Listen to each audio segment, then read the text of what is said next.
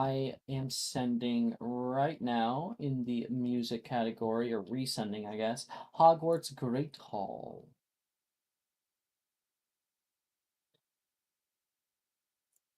I'd recommend. So this is the way we do music. Here, Joel. We open up like little YouTube links I send in the music category, and we just kind of put it on a separate tab and put the volume nice and low, so it's just this perfect ambience in the background.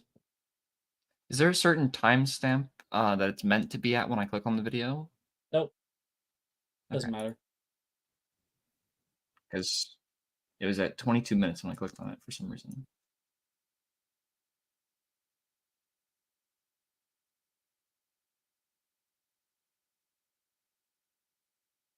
Right, so we sit here in the starting zone for about a minute, and then we begin. So without further ado,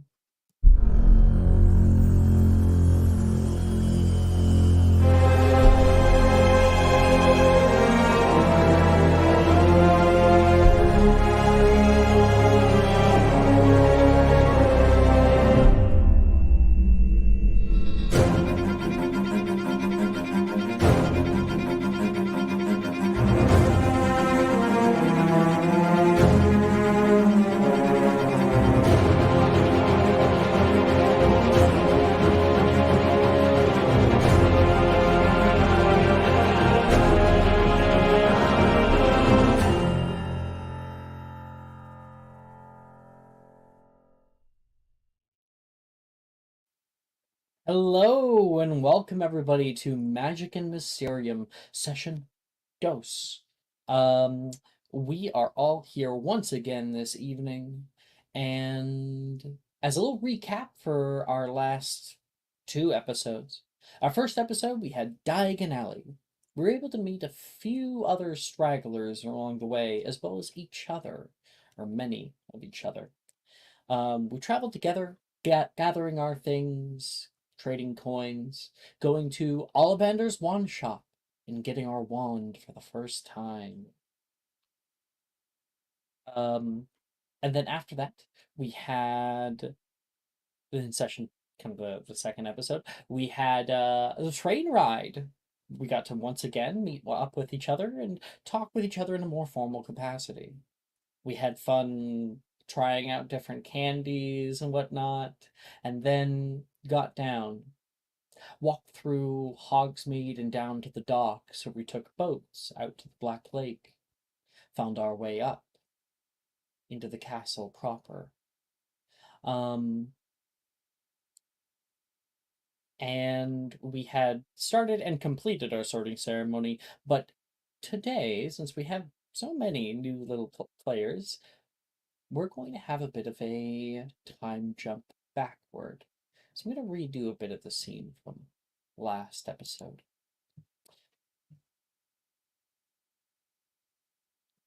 Thomas, Yarrow, Aurora, you all walk in to the Great Hall of Hogwarts. Professor Flitwick is leading your party.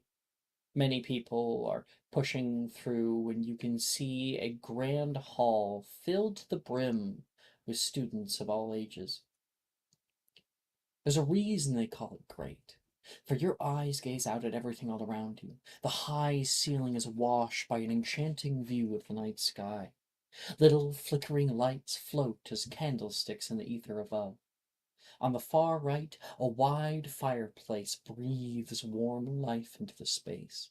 And on the far left, stained glass windows show depictions of each Hogwarts founder and the castle's architect.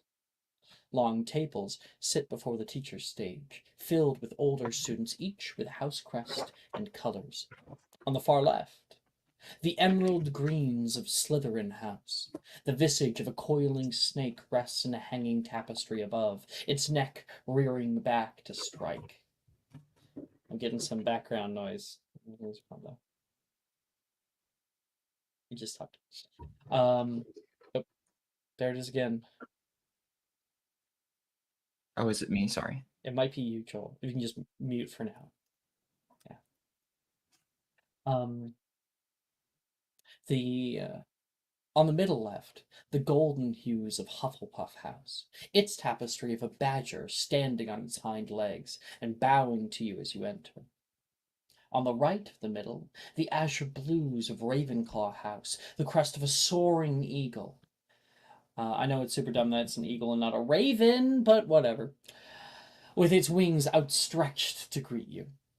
And lastly, on the far right by the fireplace, the fiery crimson hues of Gryffindor House. The face of a lion roars out in its frame, but no sound can actually be heard. You all follow Flitwick toward the front of the hall, where a raised wooden platform sits with a stool in front. An old ratty brown cap rests atop it. A woman stands at the end behind the owl-like podium. Her hair has been braided up. A long green dress fades to black and trails to the floor. Pointed shoulder pads and a simple locket adorn her. She looks to each of you. And Thomas, as you look around at this place that you've only heard of before, there's so much to look at. So many little details in the architecture and in the magic.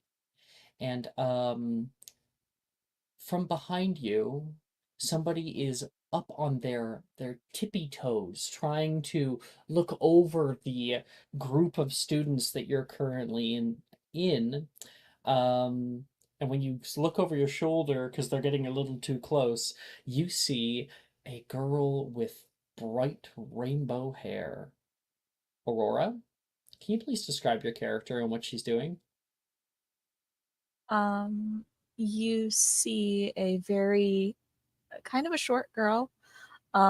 She has, I spe- her most distinguished feature is this bright colored, almost constantly shifting rainbow hair that seems to grow and shrink in length randomly. Her eyes currently are a green and a blue, but they seem to flash different colors or change subtly like a mood stone. Um, and she's wearing on her arms what looks to be like nearly two gauntlets made of friendship bracelets. And she is currently like bouncing on um the soles of her feet, just kind of trying to see past you.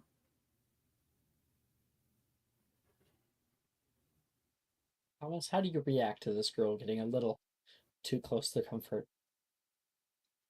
Oh, hi. Oh, hello. And before we Well, continue, Thomas, give us a description of your character.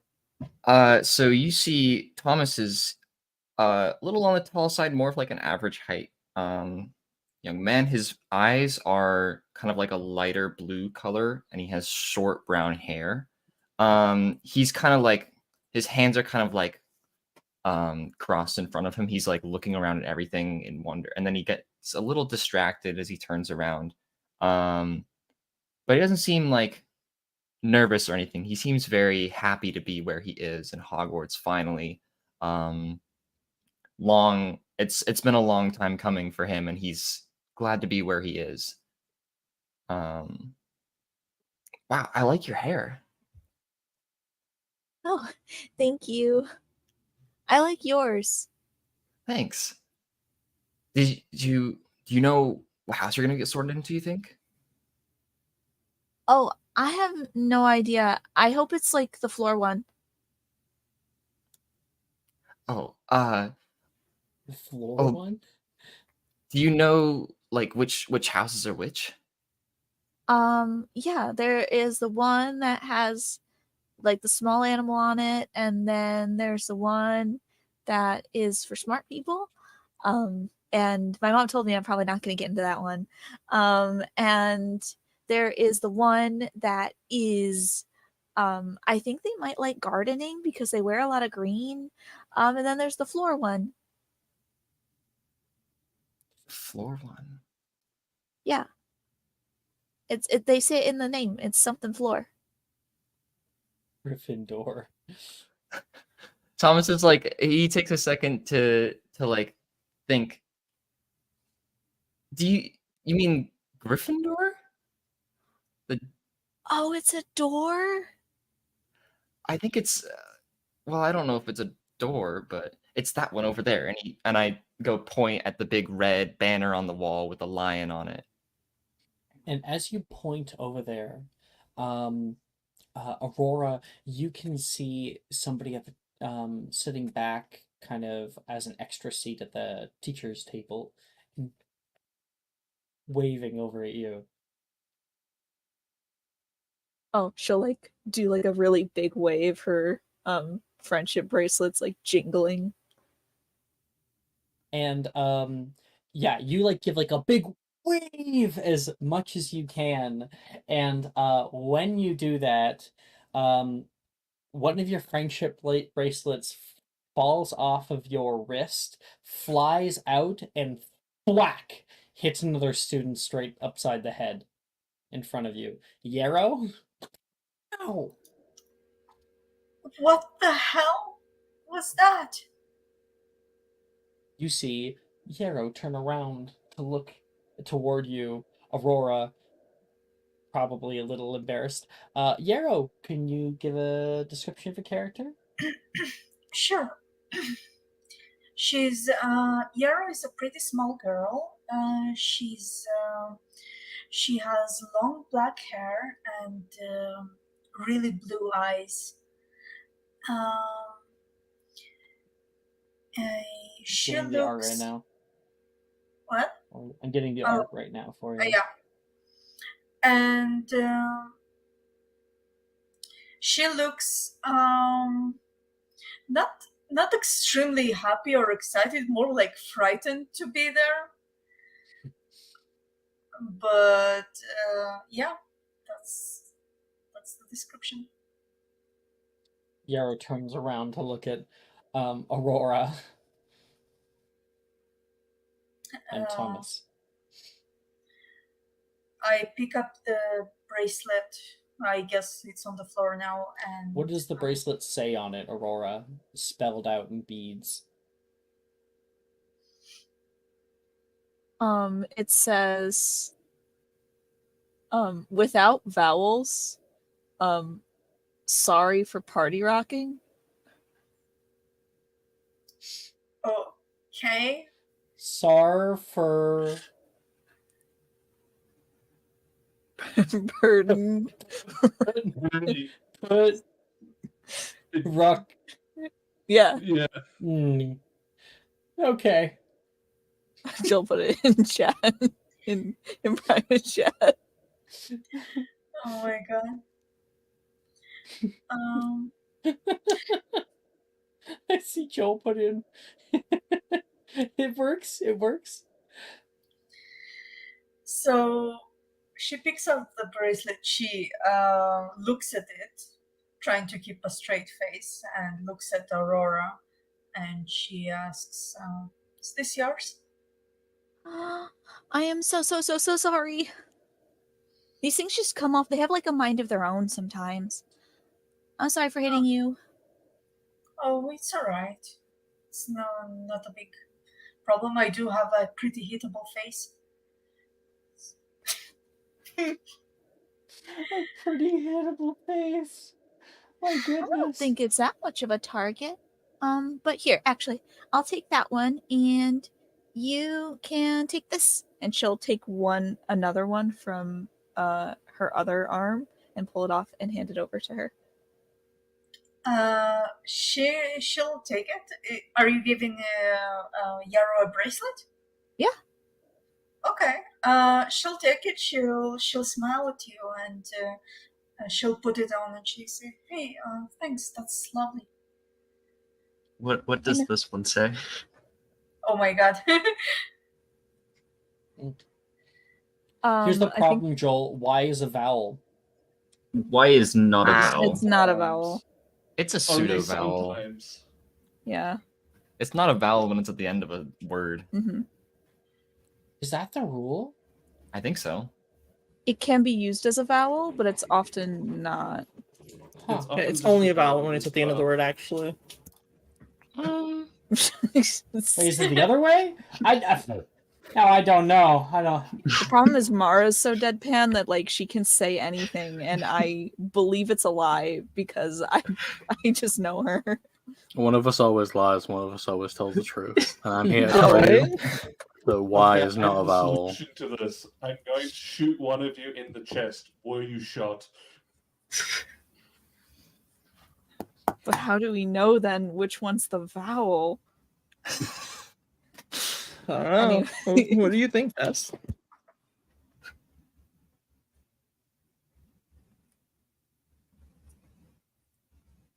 This by the way, this bracelet says Babe Magnet on it. Nice. Babe magnet? Yeah. Great. Fuck yeah. Still no So, yeah. vowels, or No, this one has vowels. okay. Yara? Yeah, so she'll take it and she'll thank Aurora and she'll smile a bit and play with the bracelet a bit. Thomas, you can see Headmistress McGonagall standing at the front. She clears her throat, ready to speak, and these other two students that you're next to aren't paying any attention. I kind of like nudge Aurora's like shoulder with my elbow and like, look, that's Headmistress McGonagall. She's gonna talk. Okay. And she'll like grab Yarrow by the arm and like pull her. It's time. Everyone, please welcome our newest students to Hogwarts School of Witchcraft and Wizardry. And everyone gives a little clap for it. As you all take your first steps into these walls, reflect on what your legacy will be here. At this Academy of Knowledge, you will have opportunities unlike what you will find in the world beyond. These short 7 years are crucial to your future. So I ask that all of you, as your name is called up to be sorted, I ask that you ponder, who will you be? What shall you be known for? And what will you accomplish here? Will you be knowledgeable as Rowena Ravenclaw was? Will you show cunning and loyalty as Salazar Slytherin did to gain his renown? Perhaps you will lead through empathy and community, as so many who go through Helga Hufflepuff's house do. Or press forward with action and courage as Godric Gryffindor to see a new future shine in the distance. I shall call each of your names in alphabetical order by surname. When I do, I ask that you come forward and sit yourself on the stool in front of you, at which point the sorting hat will place you in your new house. But you'll be bound to for the remainder of your schooling here. To begin, she puts her fingers up and half-moon spectacles appear on her face. She takes a long scroll that falls down and bounces on the floor off the stage, and she reads the first name. We're not going to do all of them again, don't you guys worry, but I do just kind of want to show just the art only. Because, Joel, we have an entire cast of people in your year, meaning there's never like just nondescript people in your year. You know everybody, technically. So, and last session, if you want to look at it, we did go through the whole thing. So, here's a few of them. We've got Delilah Aiken is put up first. It's Delilah, Nolan, Billy, Juniper, Reese, Darcy, Morgan, Gemma. Morgan's a part goblin. Gemma Drayton. Janice Everton, Wilfred Gideon, who causes a bit of a stir. Ernesia Green, Brett James, Rin Kaga, cutie. Taylor Moreno, just look at that face, deadpanned. Nate Matthews, Sadie Milne, when her name is called, there is somebody up at the teacher's desk who is cheering. And there's also a second one, also clapping loudly for her. Levi Nelson, Saoirse O'Sullivan, Logan Peel, Sarmith Peel, Salula Peel, triplets. Drusilla Pruitt, Macy Stickle. And here are some of the groups of them together in my little minimalist art style.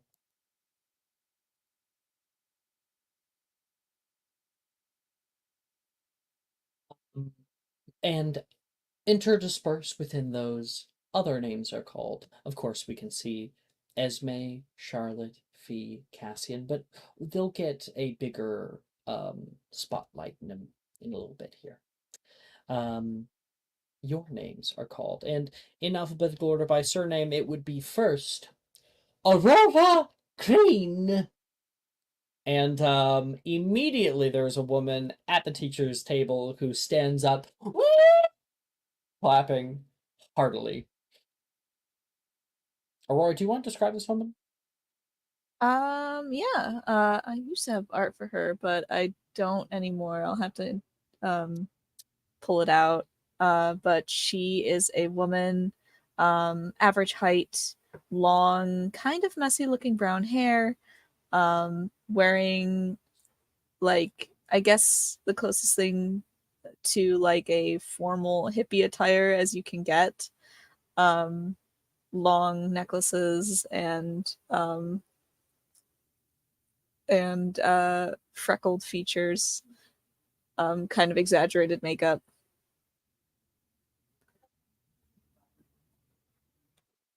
And when your name is called up, how do you react, Aurora? She jumps and like runs very quickly up to the stool, like jingling.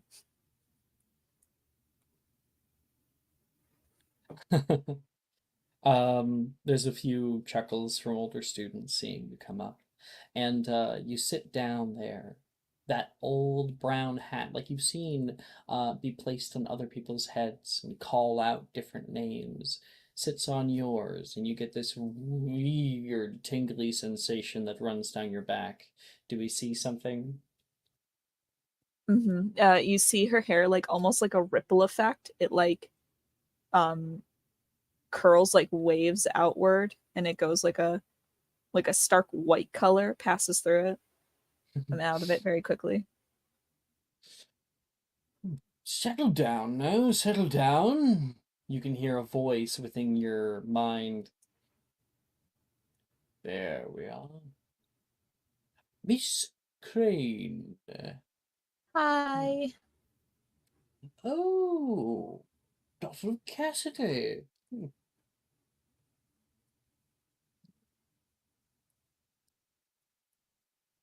Say anything there? He said, oh, daughter of Cassidy. That's my mom. You going into mother studies as well? No, no, I don't think so. Oh, quite the mind you have here. Quite the heart. No one's ever said that they thought anything about my mind before. I didn't say it was worthy of Ravenclaw. No, that one's out. But without a doubt, you have the makings of a hero. A lion's heart beats within your chest, fearless and daring as always. Might have even said Hufflepuff if it wasn't for that. Gryffindor! He yells out for everyone else to hear. And your robes magically change a bright crimson.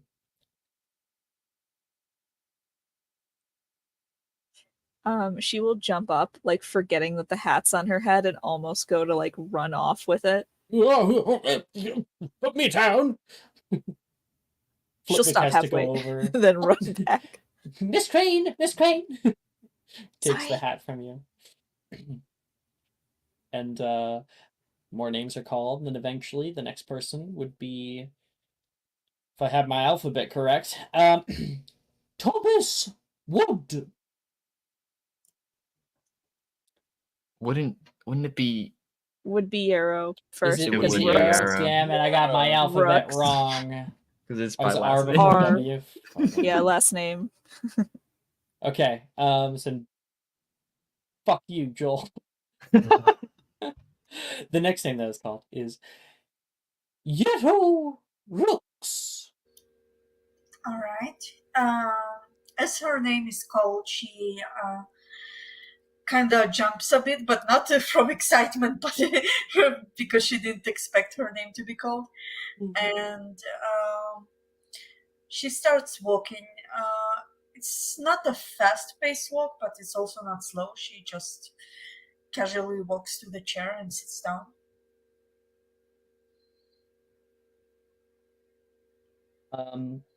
When you sit down on that stool, the hat is lowered down upon your head. You get that similar weird tingly sensation, and it's like something is massaging your brain, and you feel memories coming to the front. And as you're kind of like squirming a bit underneath of this thing, something else squirms under your robe. Something small. For anybody who has a passive perception of 16 or higher, you'll Hi. be able to see a little Hello there. a little like bulge under her shirt. Move a little bit under the robe. Yes. You're not alone. Who is Oh, shh. this? No, don't tell. It's okay. It's okay. He's a friend. And Fluffy's a friend. you elicit memories that the hat is able to see of your little friend. You can hear Right, him so- click his tongue, sort of. No, that's against the rules. Oh, I'm no snitch. I'm a hat. She kind of chuckles at that. Hmm. You have I promise that if you keep it quiet, I'll behave. I'll just don't expel me. This is my first date, please. I do not have that kind of authority, he says. But I see within you a protective nature, a care for those closest to you. And, well, wouldn't be the first time that I caught a member of this house on a lie. You have the makings of a leader. Ambitious, resourceful. Slytherin! He calls out. She kind of wipes a bit of sweat off her forehead and stands up and thanks the professor. And she, as she walks to the Slytherin table, she looks at Aurora and winks at her. Aurora will wave. And our last name. Thomas Wood. And McGonagall says that last name with a bit of reverence. Oh, bye, Mara. With a bit of reverence. And she knows who you are, and you can see this little sparkle in her eye. She's looking down at you. Thomas is absolutely beaming as he walks up to the Sorting Hat. He already kind of like he has no doubt in his mind that Gryffindor is where he's going to go sit next. But he just wants to have the chance to have the Sorting Hat on his head. He knows where he's going to go. You feel confident about it. You stride up and sit down, and there's a bit of glee. You wish your parents could be here for this moment. Sorting Hat is placed down upon your head, and it's a perfect snug fit. Mr. Wood, how's your brother? Oh, He's doing doing very great. well. He answers before you answer because you feel the memories of your family be pulled out and elicited. It's a odd feeling. Oh, sorry, I'm doing that thing again. Oh, it's okay. I was just excited. It's been so long since previous generation. Oh dear, so many years. There's a pause there, just like your parents, just like your brother. But there's something else here.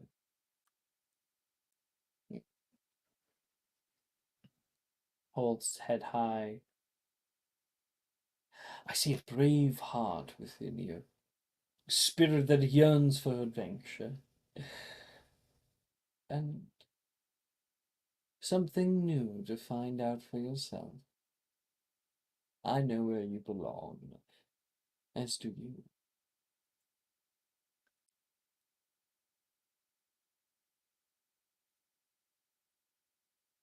What do you say? I think Thomas. I think I'm just waiting for the Sorting Hat to say the house. You like I don't have anything to say. close your eyes tight, and you can hear Gryffindor. I kind of like bounce off the stool, almost jumping, and I like Woo! go to like Gryffindor take the house hat clapping. off and put it back on the stool, almost like handing it back to McGonagall. McGonagall looks proud. You know, McGonagall is a Gryffindor, right? So she's like, And I kind of go jog back to the Gryffindor table, and I sit right next to Aurora. and the sorting ceremony continues. Eventually, it does come to an end. With our final student sorted, let our feast commence. And I'm going to describe it, and then we're just going to kind of fade away, unfortunately. Um, there are platters of appetizers that seem to appear and stretch on forever. Bowls of thick, creamy soup, plates of fresh salads, assorted cheeses, baskets of freshly baked bread, golden and cracking. There's roasted meats, seared to perfection, fish, succulent, vegetarian options too, steamed, herbs and spices. There's bowls of mashed potatoes, thick and creamy, dishes of roasted vegetables, rice, pasta, and more, and of course desserts, cakes of all shapes and sizes, icings and fillings and flavors, pies with flaky crusts and sweet juicy fillings, puddings and custards, bowls of fresh fruits and cupcakes, everything one could want, and you all dig in. Um, you'd probably get to know a little bit your fellows. So Gryffindor here, as a reminder. You'll meet them more this morning when we move on, but there's on the left Darcy, Logan, Nate, Sadie, and Sam and Sally right there. And then for our Slytherins, as Sasha is very much aware, there is Levi on the left, Gemma, Ernesia, and Taylor Snape. Um, Thomas, you would have been pulled away to the Gryffindor common room when all was said and done, led by none other than Rubius Hagrid himself. Good to see everybody there. We're gonna be heading up to the Gryffindor common room now. He is your head of house. um, and a new day will begin to dawn. And I have new music too. Um, don't know why it does that. Will this work if I do it like this? Sending in. Yeah, it worked. There you go. The great hall of Hogwarts is alive with the hopeful chatter of first-year students. Tables filled with an enticing breakfast array, and the air scented with the sweet aroma of freshly made food. The tables are adorned with plates of eggs, bacon, and to everyone's delight, steaming waffles topped with whipped cream and berries. Golden morning light filters through the grand windows, casting a gentle glow over the faces of young witches and wizards eager to embark on a new magical journey. Today is your first day of classes, and the kids around you seem to be in high spirits. At the Ravenclaw table, Brett quickly sketches the scene before him, capturing the essence of this significant day with a smile. Nearby, Darcy at the Gryffindor table is engaged in a cheerful conversation with Mr. Logan Peel, who's adding his own boisterous enthusiasm to the mix. Delilah laughs heartily at Wilfred Gideon's attempts at humor, getting off on the right foot. The class clown is already drawing attention. Macy seems to be enjoying herself too. She savors her waffles with unabashed delight. Nearby, the Slytherin table is already awakening with the latest gossip. Shut up, Gemma says to Ernisia, and she nods with a sly smile. Levi offers some of his banana slices to Taylor, who takes them calmly. You look around the room. Plates are filled, laughter resounds, and the promise of the day ahead fills every heart with anticipation. The magic of Hogwarts has finally begun. And it can be assumed for our three newest students that, last night was just so crazy, you didn't really have the biggest time to really become acquainted with your housemates. Right now, at Mara, you Ravenclaw? Yes. Was that a yes? Yes. Okay. And Esme, you're also Ravenclaw, I believe, right? Yep. Okay. So, the two of you guys are sitting at Ravenclaw House, and right now, a few of them are starting to go over their class schedule. I'm gonna pull it up.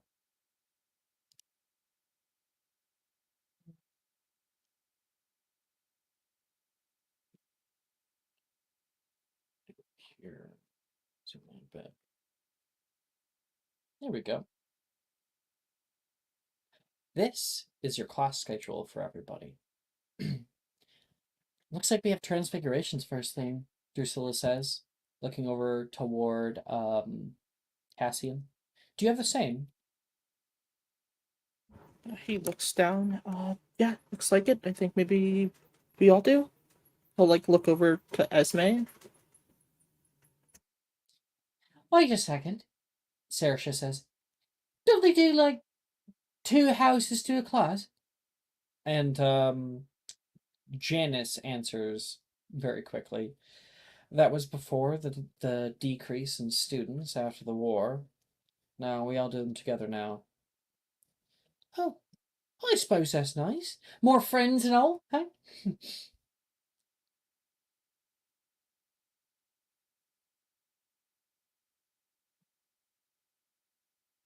He kind of Esme, looks.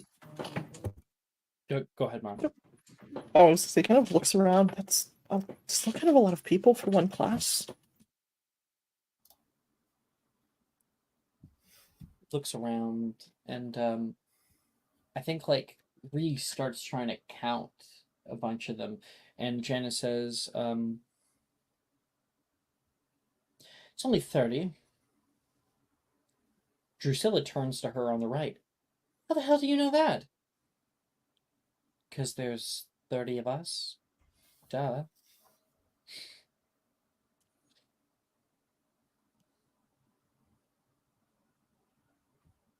Brett turns toward Esme. Esme has a intimidating demeanor. And Esme, can you describe your character? Yeah. I guess the best way to describe her is it's like if you made like a normal child and then just made her evil. In terms of vibes, she's always frowning, has a very intense stare, and she talks in the exact same monotone voice that I'm speaking now because I'm very tired. Um, she's the worst. We all hate her. Mostly me. So yeah, she's if she was in JoJo's Bizarre Adventure, she'd have the purple menacing sign coming off of her at all times. So Brett turns toward you. As Esme, right? Who are you again? Brett James. Puts a hand forward for a handshake. She will look at the hand and then look at him and then just kind of raise an eyebrow. He swallows. So, what class are you most ready for? I mean, they're all the same. So they're going to be really easy. So it All shouldn't the be a same. problem. No, I mean, I don't think that Defense Against the Dark Arts is really going to be the same as art class. Although they both do have art in the title. I mean, Defense Against the Dark Arts will just be wand work in certain situations, and art will just be something to fill time so that we don't have too much free time, which would leave us to our own devices to be able to focus on subjects we actually care about. Right. He is thoroughly intimidated by your demeanor. And Janice kind of chuckles, I think, in the background with that. Cassian, Drusilla pushes toward you. Do you see that? They always put potions later in the day. Their periods.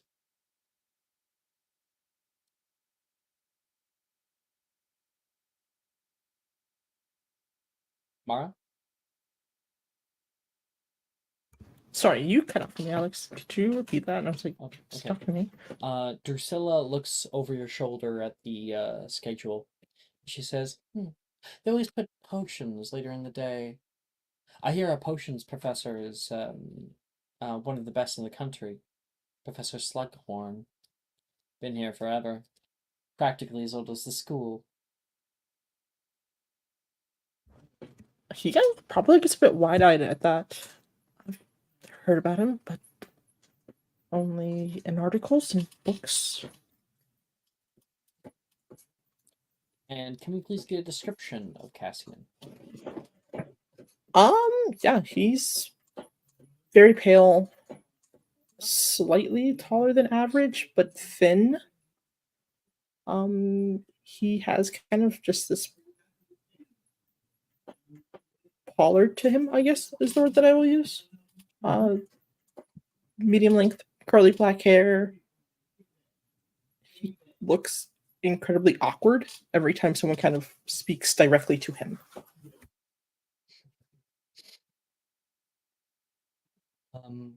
And Drusilla says, what class are you most excited for? Charms, probably. History of magic will probably be interesting. I think the short fellow that brought us in, I think he teaches them. Oh, there he is, up there.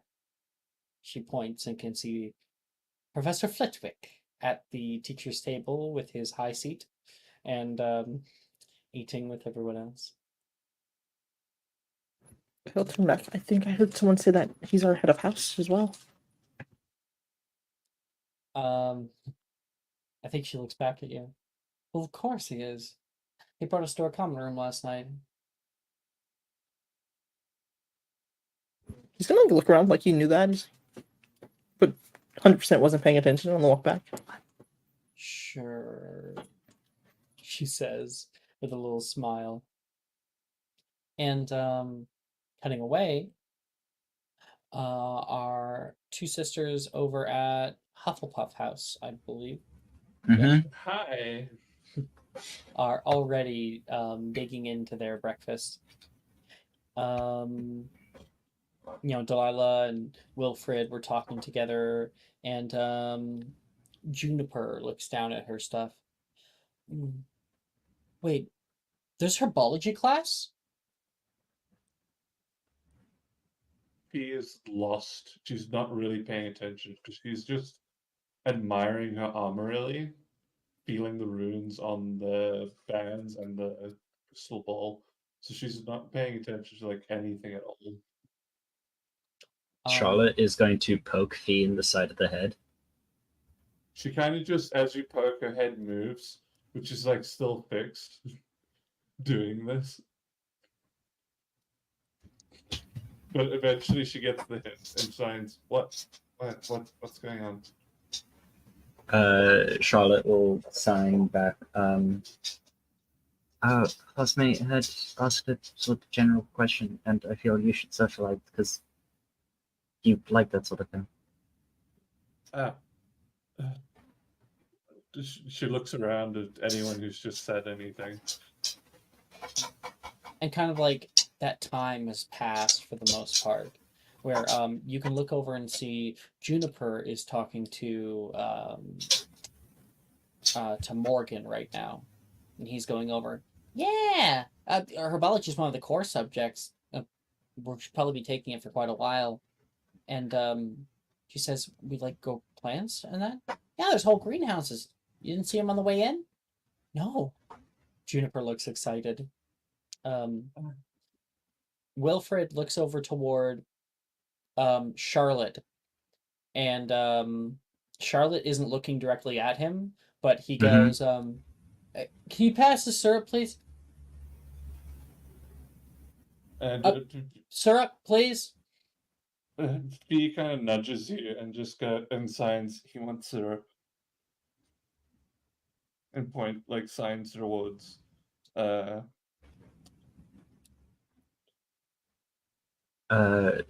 Charlotte will sort of like give an apologetic bow towards Wilfred and hand the syrup over. Finally. Yeah. We'll also at the same time point to syrup like on the other side of the table in the opposite direction from where Wilfred's looking. And Wilfred says, Ben, you not listening? You're totally zoned out. Like, you don't need me to, but I am translating for you. What are you doing? He says, seeing Fee do like weird hand movements. And Fee's waiting to see how you respond to this. See, Charlotte is tempted to is tempted to see how long she can keep people out of the loop, but will ultimately sign to Fee. Explain the situation, please. She just says fully as a question. It tilts her head. Charlotte shrugs. She says to Wilfred, "My sister's deaf. She literally can't hear you." I'm so sorry. Delilah chuckles from the other side. Wow, Wilfred making actually I can't say that in first year, but whatever, I'm gonna say it anyway. Wow, make an ass of yourself in the first and second day, Delilah says. What happened on the first day? And Wilfred buries his head. Morgan goes, you don't remember? The sorting hat called out Hufflepuff, and Wilfred over here looked like he had just seen a ghost. Is it so bad, Wilfred? Really? No comment. Wilfred says. Charlotte will flagrate towards Wilfred, saying, "It's okay. I cried when it was my turn." And he kind of offers a weak smile toward you. He mouths, "Sorry."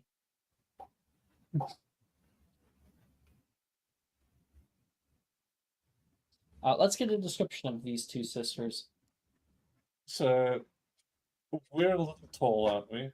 like we're just a little taller than average. Mm-hmm. We have the fiery red hair and our amber eyes. We look identical. We have small noses and roundish faces, but Fee has a little less fat on her. She's a lot fitter. She seems to be a lot more leaner. She seems to be noticed a little leaner than her sister. Any other distinguishment there, Charlie? There's a no one would reasonably get it at this point, but they try to keep their hair on opposite sides, so as a distinguishing factor for others. Yeah, I wear it on the right. She wears it on the left.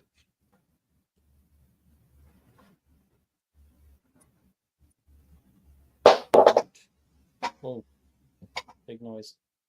Luna launched an assault. And I think Nolan speaks up. So we have Transfiguration first thing. He says, feeling the paper nearby. Out of character for Joel, Nolan in Hufflepuff, blonde hair and grayed over eyes. He is blind. Does he have a? Oh, sorry. He has a braille schedule. Literally, yeah. So if you would look over to him and basically like, that's a weird piece of paper. It's just how I'm able to get around. It says we're in the first floor north courtyard. Is that right? Yeah. If he would take hers out and look at it and go, yeah. It's gonna take me a little while to memorize the floor plan. He says Why? nervously.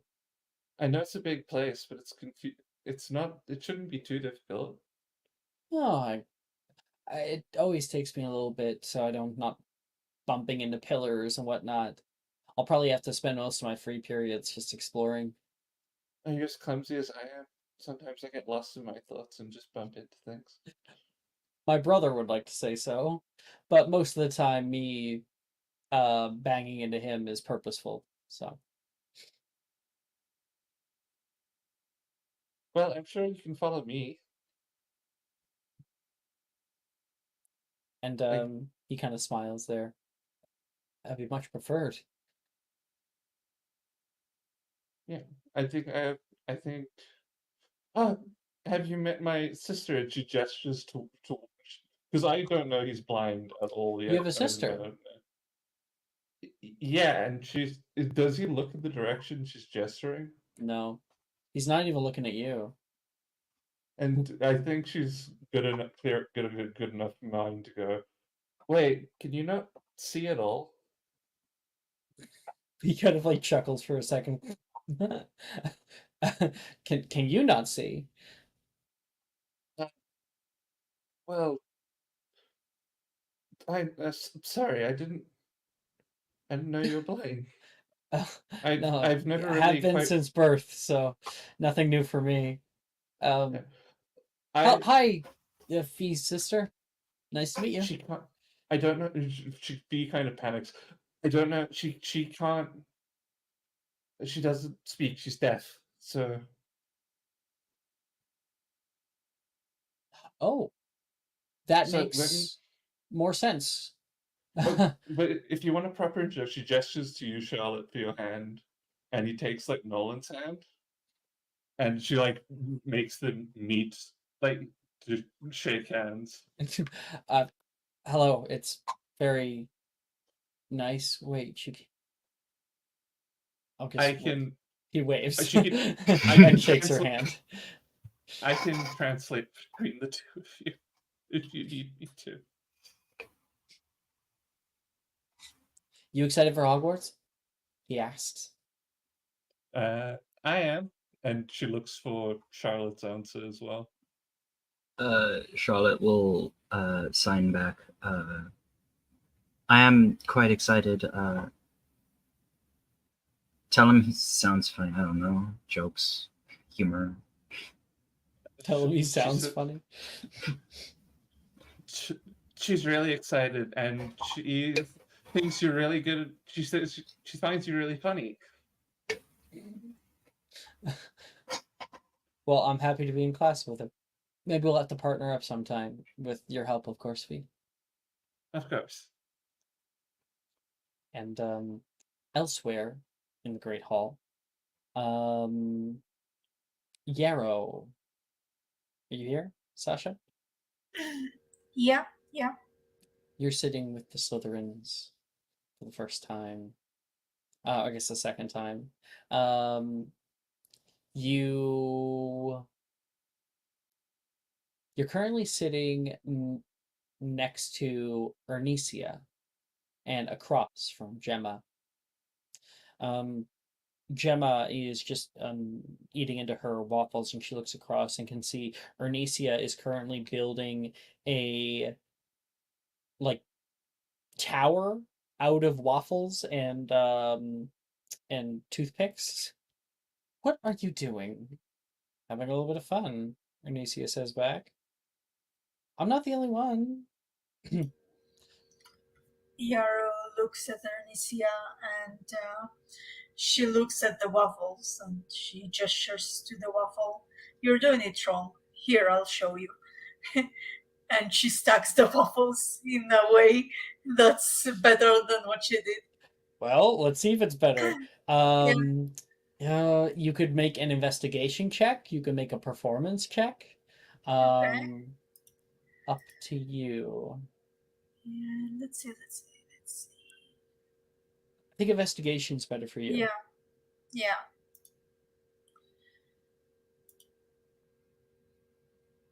18?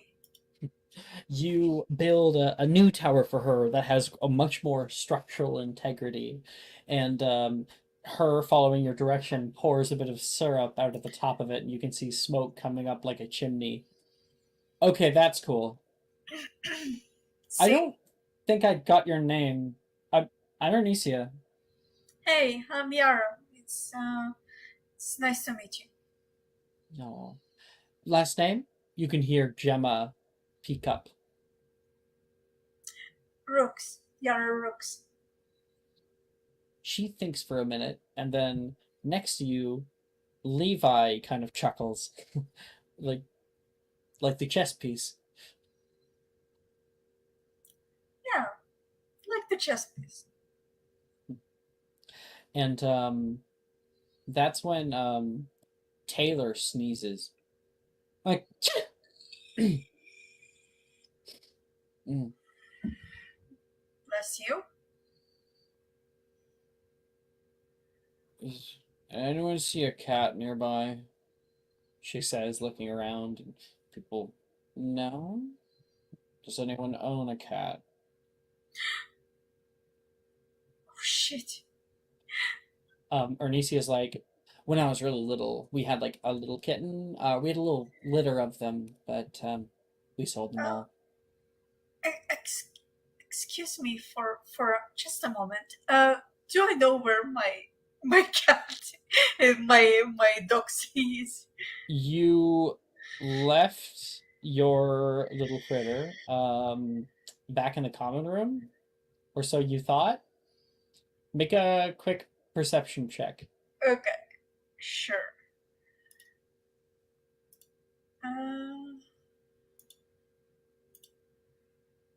21. Look around and look up into the rafters, and you can see what at first glance looks like an owl sitting there, but there is a little paw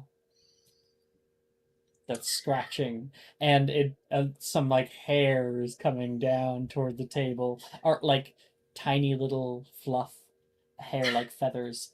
And let's show off this little guy, huh?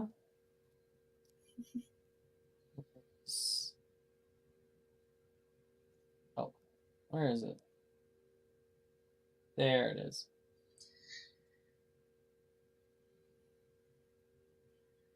High up in the rafters, you guys see, or the audience sees this.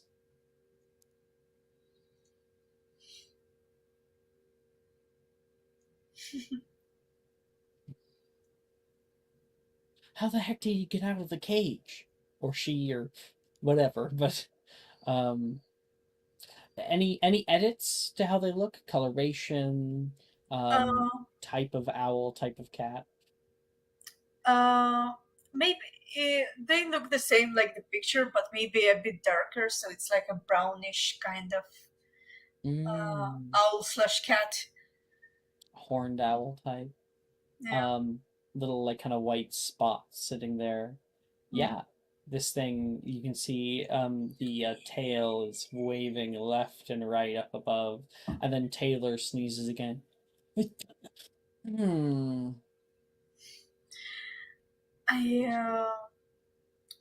I try to um, uh, motion to my pet, to Fluffy, to come down quickly. I don't know if he understands my commands, how obedient he is, Well, but you have creature empathy, yeah. so yes, he can fully understand you. Make me a magical creatures check Okay. to see how obedient he is. 19. All right. Yeah, you look up and you give out a little call. What do you say to him? Or her? Is it boy or girl? Cowl. It's a he, I think, Okay. and I guess he doesn't have a name yet, so I'm just calling him Fluffy for now. Fluffy. Yeah. So I'm like, Fluffy, don't, no. And it flutters down and perches itself, gives a little squawk, and is sitting on the like candlestick nearby that's unlit. And immediately Ernisia jumps back. Taylor and sneezes all over her meal. She looks up at it. What is Okay. that? I'm gonna grab Fluffy and run the hell out of there. Come here, come here. You grab onto her, and Gemma's like, "Was that an owl?" And you're running off. Where's she going? Taylor, Taylor scowls. Levi looks confused, and Yarrow runs. You are able to turn the corner into the entrance hall, and you pull them away, and they look at you like, "What, Mom? What did I do?" You know you're not supposed to be in here. I'm trying to make this work. This is a give and take relationship, right? Make a persuasion check. Okay.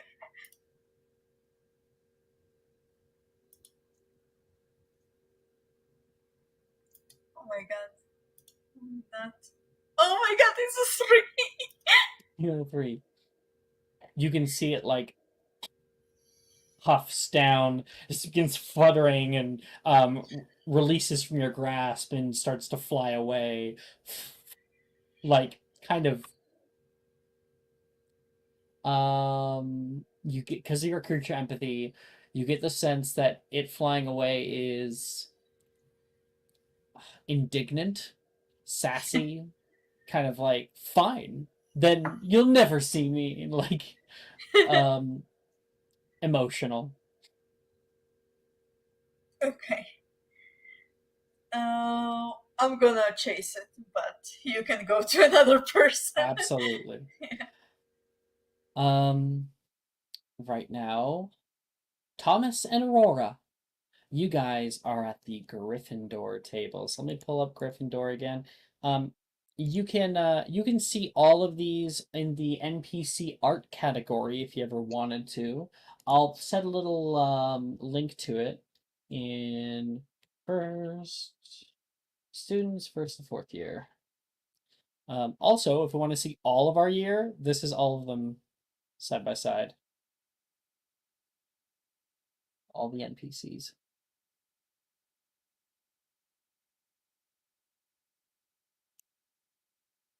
So, oh, right now, people are going about trading different things for dinner, placing some nice buttermilk on their pancakes. Um, and Sadie sits down next to Aurora. Hey, Aurora. Hi, Sades. Crazy that we're in the same year, huh? Or the same house. In the same house. Yeah. Well, I knew we were going to be in the same year. But now we get to like be even more like sisters and have sleepovers like all the time. That is if you can actually keep your bedroom clean. Last time we had a sleepover, you trashed mine. I didn't mean to. There was just a lot of candy. I'm just getting on you. It's no big deal. And Thomas, you can hear Aurora having this conversation with this other girl as if she already knows, the two of them already know each other.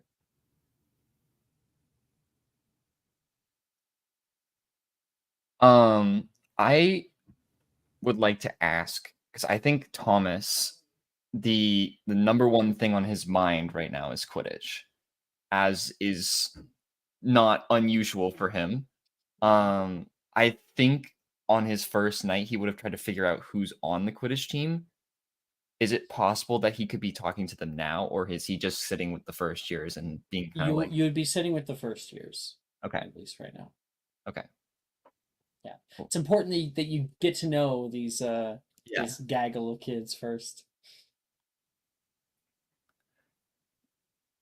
Thomas is gonna kind of like scoot over towards Aurora and Sadie, and go. So, are you guys like friends with the teachers or something like that? Like, do you know them already? Sadie says, my dad's the Muggle Studies professor, Oh, cool. and Aurora's mom helps out in the Muggle Studies department. Muggles. I didn't realize that was a class that we were gonna take. Do you know like what's it about? Muggle Studies? Well, it's about world history for the most part. It used to be not very good. I'm glad that they actually have people who are qualified, like my dad and Cass. Um, What's your name? Sorry? I'm Thomas, and he like reaches Sadie. out to shake her hand. Well, And I was looking at the class schedule. Well, it doesn't look super exciting. We only have flying class once a week, and that's not until Thursday. Like, come on. You think we could do a little more flying? from the other side of the table, you can hear, "Oh, I know, right? And they wouldn't even let us bring our own brooms." The short-haired one of the similar-looking girls, Sam, speaks up. That is a canon thing. First years are not allowed their own broomsticks. Yeah. My brother told me that as soon as we get to second year, we can have our own brooms, and I can't wait. I'm gonna get his old broom. It was a Nimbus 2000, and I'm so excited. It's gonna be awesome. Only a Nimbus 2000? I don't know. I think that the Well, Comet series have been pretty well this season. Sam the says. Comet series, really? Well, it's gonna be a hand-me-down, but I talked to my parents. They said that if I get on the team and I get to be keeper, they'll get me a newer broom. I heard the Nimbus 2004 is coming out soon, and that one is gonna be super fast. I've seen you somewhere before. Do you go to the Quality Quidditch Supplies out in Diagon Alley very often? Sometimes. I go with my brother, Oliver. He's on Puddlemere United. And the English national team. Your brother's with Oliver Wood. Sam like freaks out. Sally! This is the brother of Oliver Wood! And she's yelling off. And Sally's like, stop jostling me. What? What's your name? Thomas. Hi, And he Thomas. reaches It's out to very shake nice to their meet you. She says, Oliver's one of the best keepers that Puddlemere United has had in a long time. He's one of Gryffindor's best keepers, too. My family goes to the matches all the time. Well, I mean, not anymore because now I'm going to Hogwarts, but I hear they're playing the Carefree Catapults this week, and I can't wait to get an owl from my brother about how the match went. I am immediately awarding Joel an inspiration. 1 second, I'm putting you in the inspo tracking channel. Damn it, Jess. Beat you. Beat you. Damn it. By a single hair. Oh, That was awesome, by the way, Joel. All those references. So looks like he maybe already did it. Or is that Jess? Oh, was I not supposed to? No, you were No, supposed you're to. good. Okay. So that's cool. how we keep track. So I offer inspirations. DM inspiration is when you've done something cool and you've inspired me. And if you ever want to roll with advantage or just try again, you can click the little star. And thank you very much. By clicking that star, if it has a 2, you know you have inspiration. If it only has a 1, you know you don't. Okay. But in mid conversation, Darcy perks up. You guys talking about like soccer? Quidditch. Soccer's a muggle sport, isn't it? This girl looks at you, like stark white hair.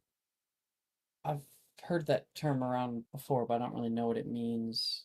I've never heard of Muggle? Quidditch before. Oh, it's well, I mean, it's one of the best sports in the wizarding world. It's one of the biggest popular ones. Never heard of Quidditch. Sally immediately is like agalled. No, sorry. Well, Sally, right? That's your name. I can't remember. Oh, Sam is the one who likes Quidditch. Sally is her sister. Well, some of the sorry, not to talk about you in front of your face like this, but some of the people who are new to Hogwarts have never heard of Quidditch before. They've never been to Diagon Alley or heard of this place before. And No, well, I've been once before. Yeah, we got our school supplies there. Darcy says. yeah, that's where everyone got their school supplies. And It's super cool though, right? Nate speaks up. Quidditch is like I don't know, like soccer, but on more like football, but on brooms. American football. And Darcy goes, on brooms? Yeah, flying brooms. We can fly? We'll get to fly on Thursday. Did you see class schedule with Madam Hooch? She starts looking down there and looks really, really excited. Logan's like, everyone's always so big with Quidditch. Quidditch, Quidditch, Quidditch. I just like going for racing. Racing, like on brooms? No, on feet. Yes, on brooms. Duh. Well, I bet Madam Hooch will let us try that. My brother's already taught me how to fly, but don't tell her that. I doubt it. That old crone. She doesn't let the first years off of the ground for the most part. Oh. I hear that her eyesight's really going in her old age. So maybe you can just sneak past her. I can confirm you absolutely can sneak past her. There is a closet that she keeps all of the brooms in. Most of them are really old and some of them are broken. Don't ask questions. But I don't think that she's gonna like me much in flying class. Where is this closet? Aurora, it's the first day and you're already giving up all the hidden secrets, Sadie says. Oh, I'm sorry. I just get really excited. Also, she has double the lock the doors ever since I got in there the last time. I'm hoping that we have the opportunity to learn Alohomora then. Go have a bit of fun. Well, maybe that's what Charms class is for. I mean, we get it twice a week, so we should learn something cool in there, right? We'll have to wait till Wednesday. Hmm. We have to get through a bunch of boring stuff first. Or we could go to the library. Might be able to pull up something on it. I think transliteration's first. Transfiguration. Aurora. Transfiguration's first. Somebody comes on by. Miss Crane, might I speak to you for a moment? You can see this older woman that was clapping for her is standing there. Hi, Sadie. Hi, Miss Crane.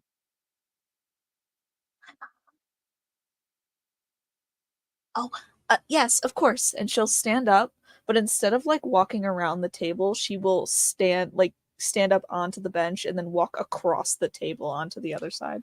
Aurora? No. She walks you a little bit further off. Did you have a good first night? Sorry I couldn't be there. It's okay. Me and Sadie had a lot of fun. Must be pretty different from the office.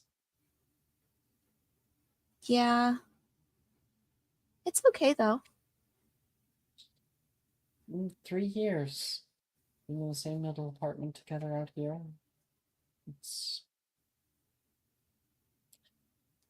I was a little bit emotional not having you there, I will admit. Did you have to go into the cabinet again? I've stayed strong, she says, for you. She kind of grabs your hand and squeezes it. I'm so proud of you. Thank you. I like the girls' dorm. It's like having a bunch of sisters. They're all very nice. I hope it stays that way. You have everything for classes ready? Yes, I do. I got all my textbooks. I got my inkwell. I made sure to remember my quills, and I didn't break any this time.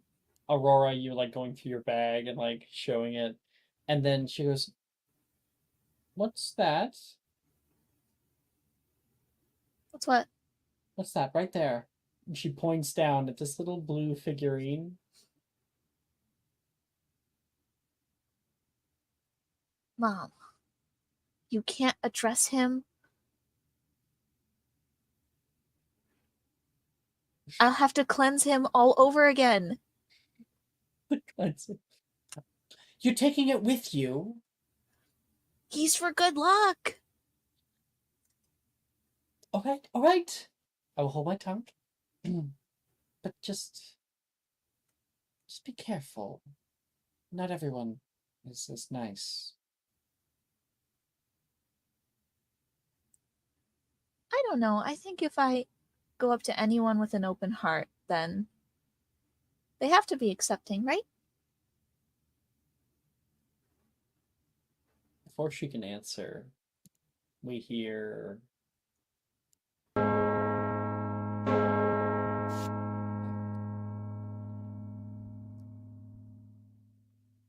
you're gonna do great, Aurora. I bet I will. I want you to come by my office late tonight before curfew and tell me all about it. I promise. Good girl. She'll give you a little kiss on the forehead and send you off. All right. I need some water. So I'm gonna go get some water and then I will be right back. And we are going to start up our classes. Woo! I get to use the fact that I have literally not a single negative modifier for once. Yay! I get to use my -2 in intelligence. I stay not knowing anything. We Jess, you're still doing better than me. I don't know. You ended up in Ravenclaw. How bad is your intelligence? Not my end. I mean, I got double negatives. Oh my god. In what, Mara? Please tell me. Go Strength ahead. and con. Strength. Constitution? You put a negative in? Wait. I'm walking around with like 8 hit points. Yeah, okay. If that. Oh, Wait, I have 8 hit points. I have 7. How do you have 7? No, I have lied. I the- have 6. I have 6 hit points. I have the Okay. highest. I have the smallest hit die. Like Okay. the small. I Oh, have the jeez. smallest hit die, so it makes sense. I should have the lowest hit points, but fuck But you me. don't even. But I don't. I have a negative 2 to 7. con. We're just out here living. I don't know. I have a I have- flat I'm 0 here, to I can con. sneeze on you. I have a +2. Am I the only one with more than 10 HP? I have 12. No, well, I have 10 HP exactly because I have a 0 in con because I chose willpower. I also chose with willpower and I took +2 in con. We Mhm. don't. Well, I don't think it'll be too bad. needed a fine. dumb stat. I needed a dumb stat I- and a low stat. I rolled Hey, pretty that well, was my so my intelligence dump and stat. strength. Those were my Mhm. intelligence and strength. I dumped my strength and my intelligence just stayed low. Does anyone have a strength that's not 0? Me. It's not. I have a strength that's not 0. It's 8. Same. It's -1, which isn't Mine- 0. I mean, okay, I should have phrased the question better, but sure. We don't I have- really need strength. It's, I guess. I mean, we could make the shit. We don't levitate really with need magic. strength right before we have the transfiguration class, which having you high never strength know. helps Yeah. you with. You never Yeah. you never know. Maybe I'll need to squeeze it to make it happen. Well, transfiguration, for attempting transfiguration spells, you use your strength stat. Yeah, but I've got positive Yeah. on that. Here, guys. Yeah, I'm I'm just. just- It entirely depends on what I get. You'll understand my gimmick very soon. We will find out. We'll find out a lot, I think. I'm hoping. Okay. So, everybody, because we have a new player, are going to go over Hogwarts. So, I put a lot of work, Joel, into making it so Hogwarts is a understandable layout and, like, you know where you are and there's continuity. I've cared very much about that from day one, before Hogwarts Legacy came out. And I tried to make it as canonically correct as possible, which is really fucking hard because there's continuity errors galore. But let's go over the layout of Hogwarts School. So, when you think about Hogwarts, you normally see this, right? There's beautiful, majestic, utterly confusing. There's 1,000 spires and towers and buildings and you might be able to pick out 1 or 2 locations in there, but really, if you haven't been playing Magic and Mysterium for this long, have really no idea where everything is, unless you've also been in Hogwarts Legacy nonstop. So, we have some simplified versions. Firstly, this is our simplified view of what you just saw. It doesn't show everything. We have a top-down view for that. But for what we can see here, on the left is the Great Hall of Hogwarts. This is where you're going to be having your meals and everything. It's a completely separated building. Then we have the Viaduct Courtyard down here, the place where Voldemort died, where that battle happened. Connecting in the south over here, this big fucking tower, this huge fucking thing is Ravenclaw Tower. That's Ravenclaw Tower. Also the moving staircases are inside. And of course the up here, this little thing is where the headmistress's office is. This directly connects to the Quad, big square building back here in the south. In the Quad, there's a few other locations that are notable, such as Gryffindor Tower, which is where your common room is. It's this back tower. And there's also the Hospital Wing, and the Hospital Wing connects to the Clock Tower, which is in the back. Connecting the South Campus to the North Campus, there is 3 bridges. Only 2 of them can be seen here. The Viaduct Bridge, which is that big bridge, iconic, huge slats go down into the canyon. And then there's the stone bridge that connects from 3rd floor across from the Quad to this building. Technically, there's another one, the suspension bridge, that is a little farther back that we can't see. On the right-hand side, on the North Campus, there is the Oxford Building. Now, the Oxford Building is where a majority of your classes reside. The library's in here, DADA's in here, Divinations is in here, so many places. There is also the greenhouses that wrap around it. And from this location, we can see the astronomy tower as well, which you'll have astronomy class in. At the very, very back, it's not actually labeled, but that right there is the owlery out in the farthest edge. But if we want to get an even better view, top down. Boom, boom. So the quad is kind of this big square donut-shaped building, and in its middle, there's a southern courtyard. The hospital wing is up at the very top, and it connects across that clock tower like we were talking about. There's the suspension bridge.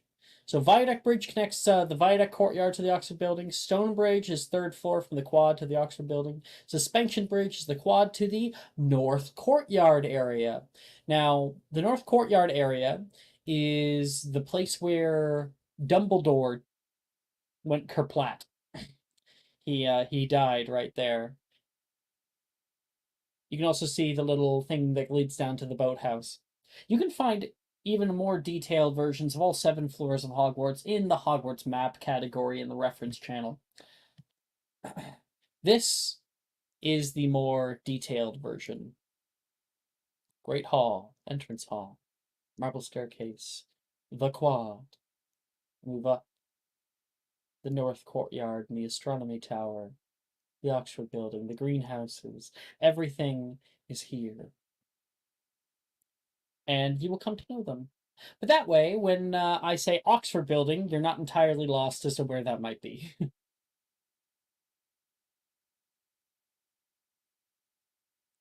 Any questions, Joel?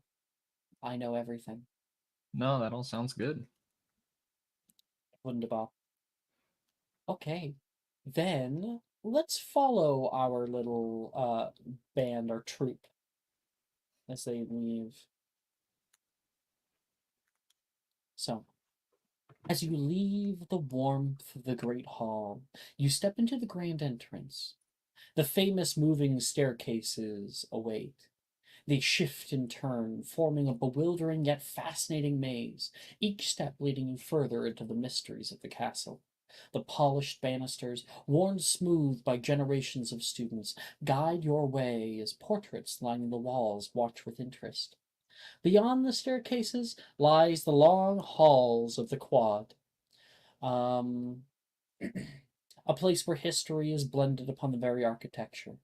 Stone archways frame glimpses of the southern courtyard outside, verdant, clean, and inviting. The hallways stretch forth, lined with doors leading to unknown classrooms and nooks filled with mysteries to unfold. Our journey leads across campus, and it continues across the suspension bridge that seems to float above the expansive chasm below. Each step resonates with a hollow echo, and the wooden planks creak gently beneath your feet with delight. The wind rustles through the stone below, bringing with it the scents of the western forest. Finally, as you arrive in the north courtyard area, a hollow hall filled with the warmth of sunlight and murmur of students sharing stories. The courtyard is framed by high stone walls, vines trailing gracefully, and open archways revealing tantalizing glimpses of an old fountain and willow tree nearby. Students gather under its boughs, and a metal plaque denotes it. A door on the left-hand side of the hallway beckons, leading you to the Transfiguration classroom. As you enter, the room greets you. Desks are neatly arranged, awaiting for the students, and the walls are adorned with intricate symbols and diagrams. Just pulling something up. There it is.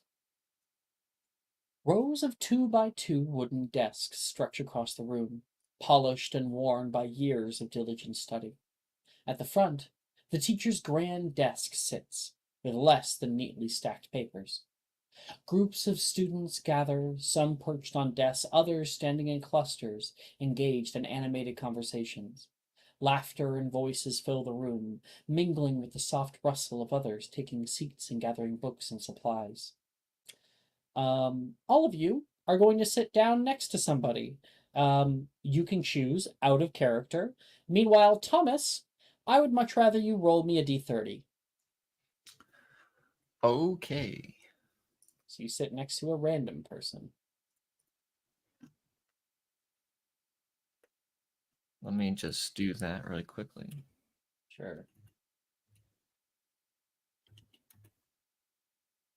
Oh, that's not how you do it. Hold on.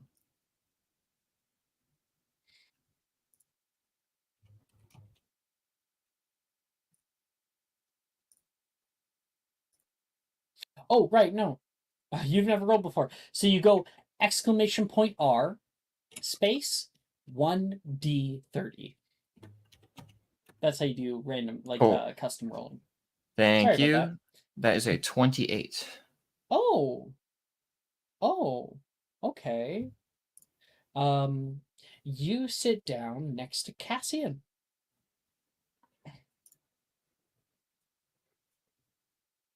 You get your first look at him.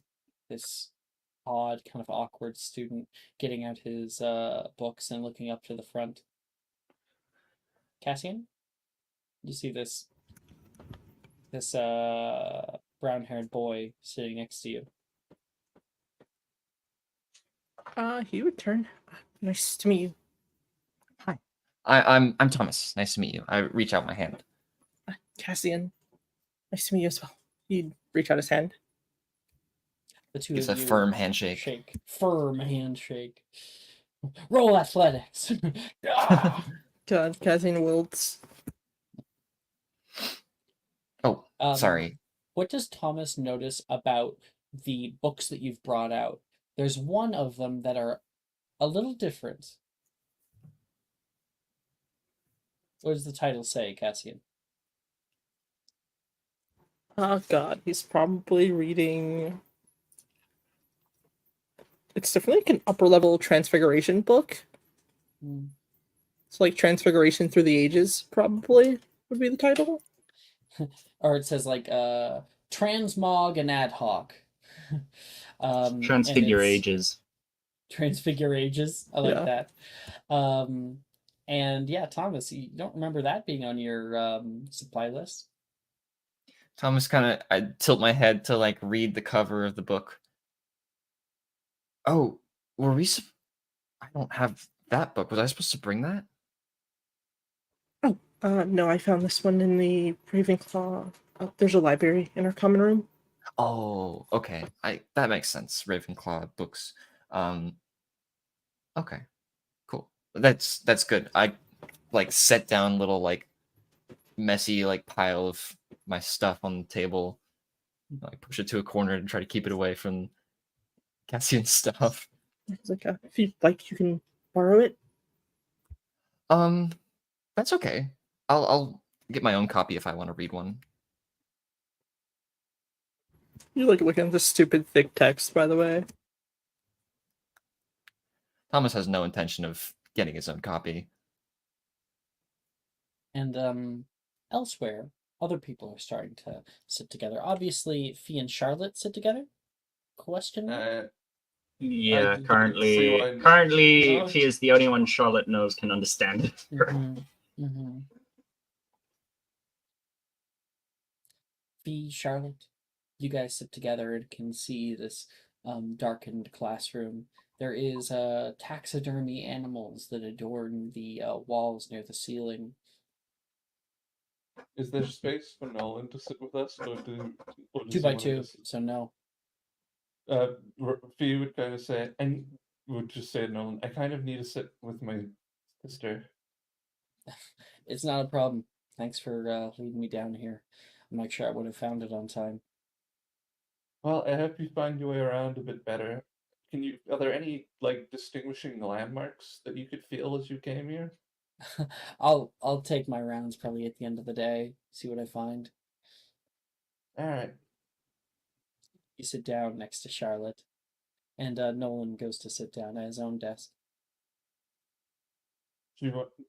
Fee kind of signs. It's like, to Charlotte and just wonders, so, like, do I use the wand, or do you think they'll get mad if I actually try and use this? And she gestures to Amaryllis. She doesn't have the signs for it. Charlotte will ponder and respond. I don't know. Well, Perhaps ask the teacher? I You guys think sit I'm in the just gonna. back, right? Yeah. Mhm. So Pete just says, I think I'm just gonna push my luck. You know what they say? It's better to ask for forgiveness than permission. Charlotte will sign back. That's a horrible life motto. Nearby, Yarrow. Do you want to pick out of character an NPC that you'd like to sit next to for your first time, just coincidentally, or do you want to roll? Yara Sasha? said they weren't feeling. Yeah, They Sasha said did a BRB and said pick me last, not feeling well. they're not Okay, feeling. that's fine. Aurora. I think I know who I want to place you next to right at the very start. Mm-hmm.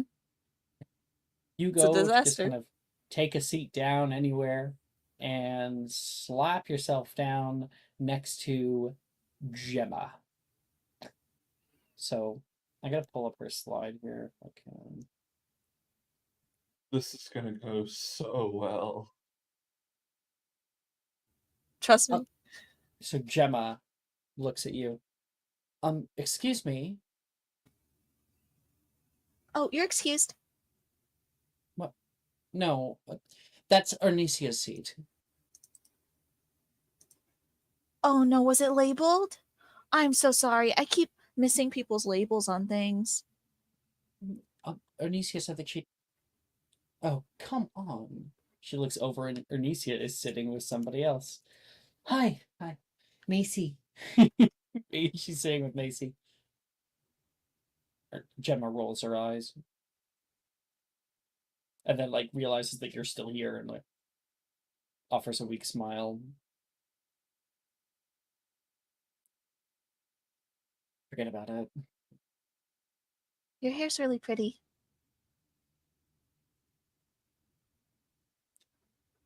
Thank you. She looks Hi, at I'm you. She looks at you like she's suspicious of you for complimenting her. Hi, I'm Aurora. Gemma Drayton of House Drayton. Nice to meet you, Gemma. She takes like your hand with like a very actually no. She's gonna put out her hand like this.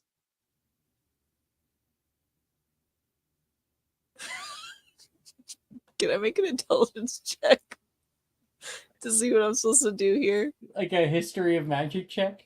I can do a history of magic check. Yeah, sure. Oh, this is 16. Hey. Not bad. Oh yeah, like you've seen on Bridgerton like shows. It was a Pride and Prejudice. Mm-hmm. Mm-hmm.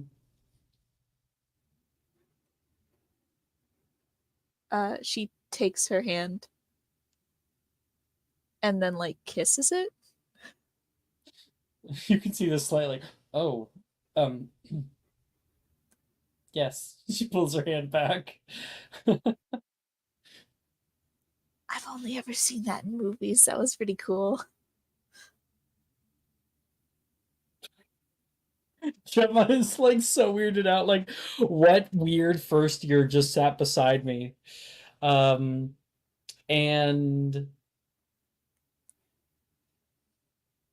at this time, your chatter is cut through by the tapping of shoes on the ground entering the room. The teacher arrives. Added.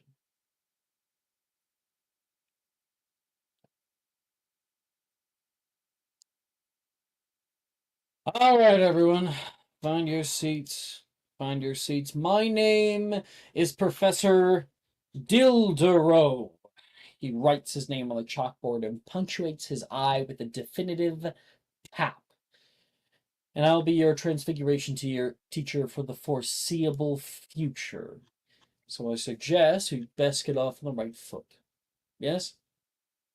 Professor Dildero presents an intriguing figure as he turns to the class. His appearance a blend of scholarly elegance and possibly endearing disarray. Clad in dark purple overcoat, his apparel adds a touch of formality. He layers it over a corduroy vest that looks somewhat worn. His tie, hastily done up, hangs slightly askew. His young face is framed by slightly messy brunette hair that seems perpetually tousled, as if he's just emerged from deep thought or a bad night of sleep. A 5 o'clock shadow graces his jaw, adding a rugged touch to his scholarly demeanor. Dark bags under his hardened eyes speak of late nights spent in the pursuit of knowledge or something. Please open a beginner's guide of transfiguration to page 3. Wands be left on desk or to your side until the practical portion of class. Now, who can tell me what transfiguration is? Okay, Can. so Joel, you are now being introduced to our little mini game. So Estelle put up her hand first. So I'm going to give her a D4 to this upcoming roll. Everybody who wishes to put up their hand to answer the question, I will roll me a history of magic check. And whoever gets highest, I will send the answer to them All right. in your hidden check. Cool. Gotcha. What are the limits on my use of guidance? Because it's a cantrip on touch as an action. Because I could guidance this, it's another D4.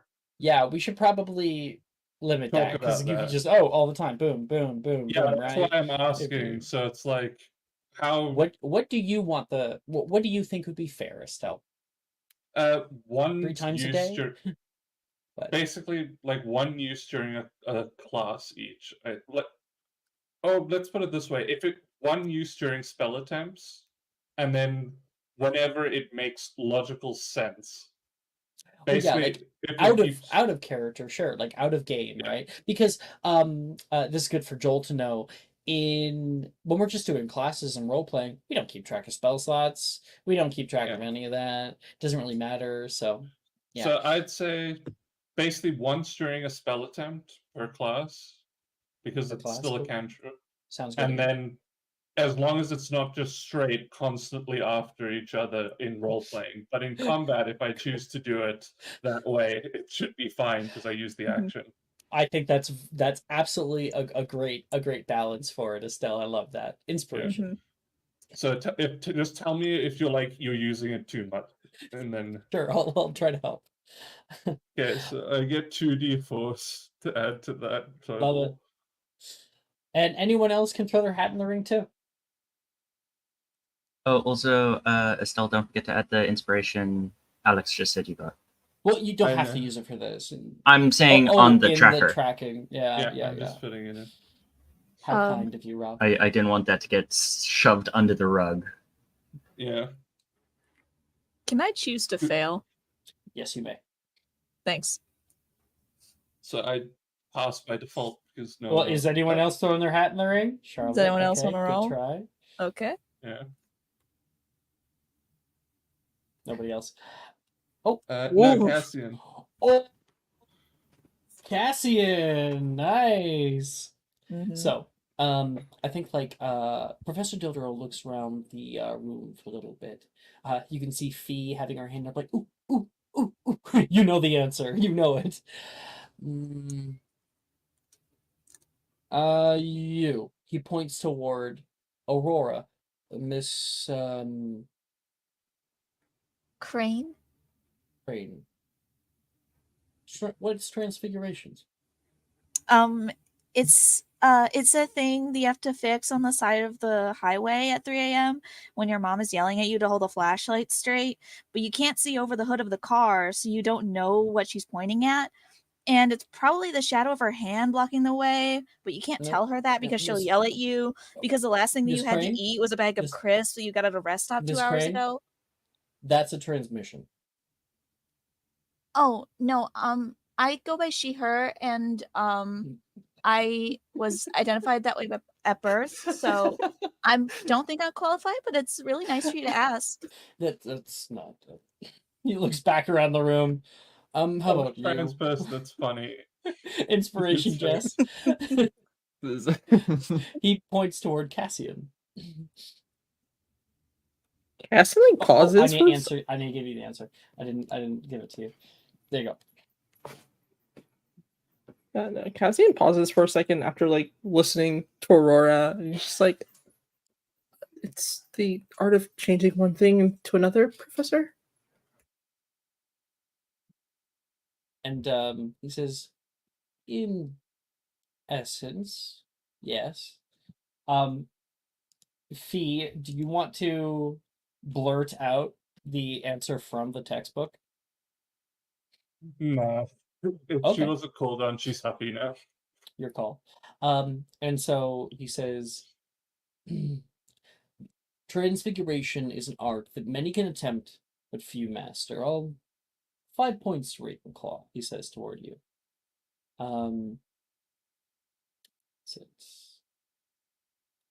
It's also some of the trickier spell work to accomplish without side effects.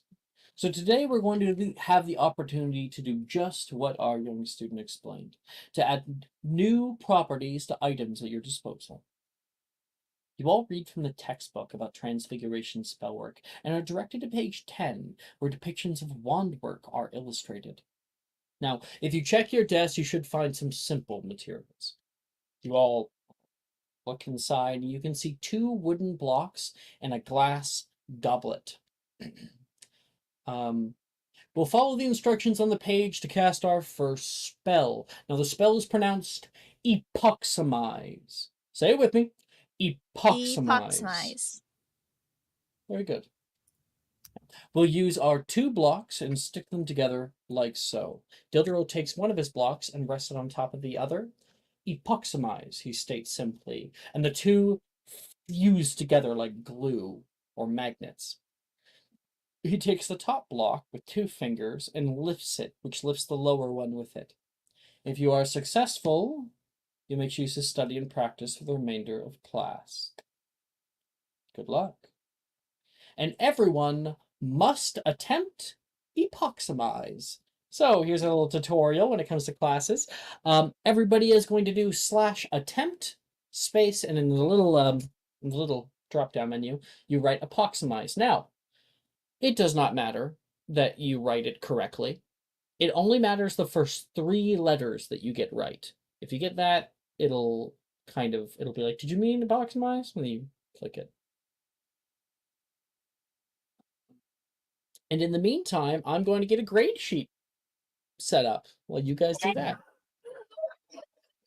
Great. Here goes nothing. D2. Oh, Oh, yes. Okay. Okay, lucky. Lucky for this class. not the minus Also, 8. also, can I'll contain my excitement for a while. Okay.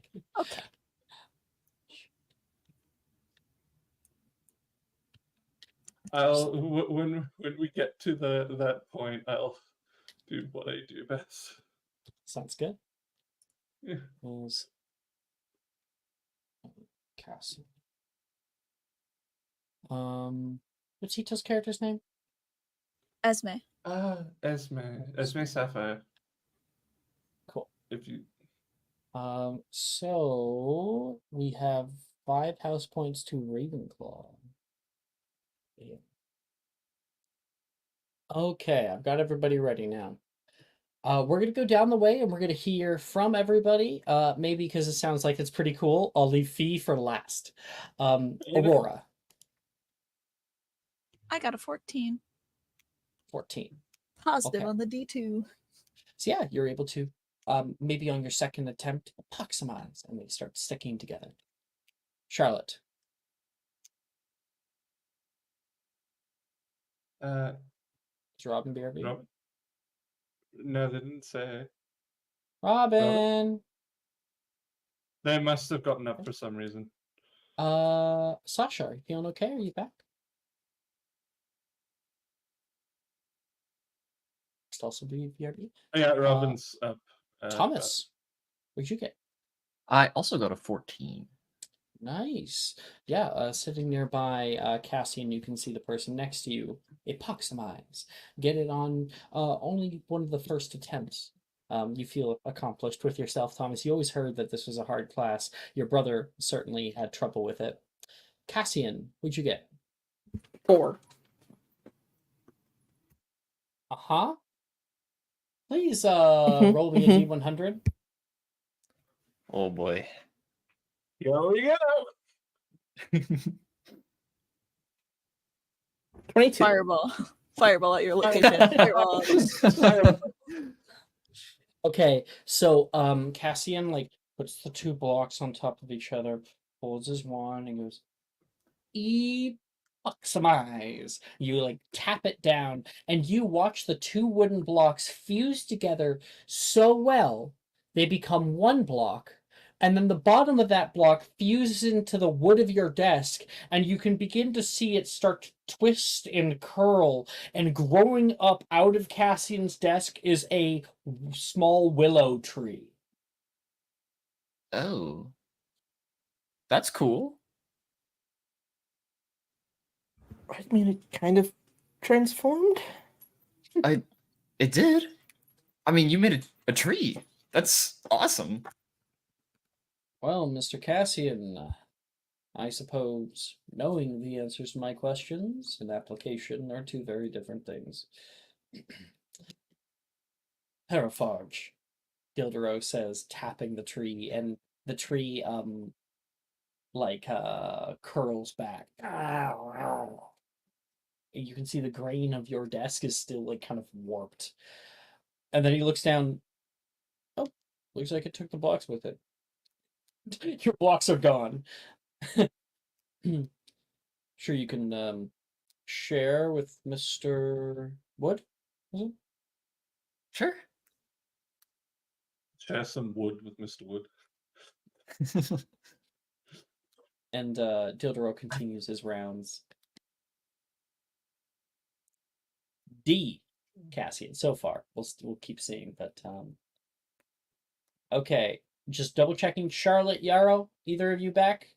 I just returned. I got a 9.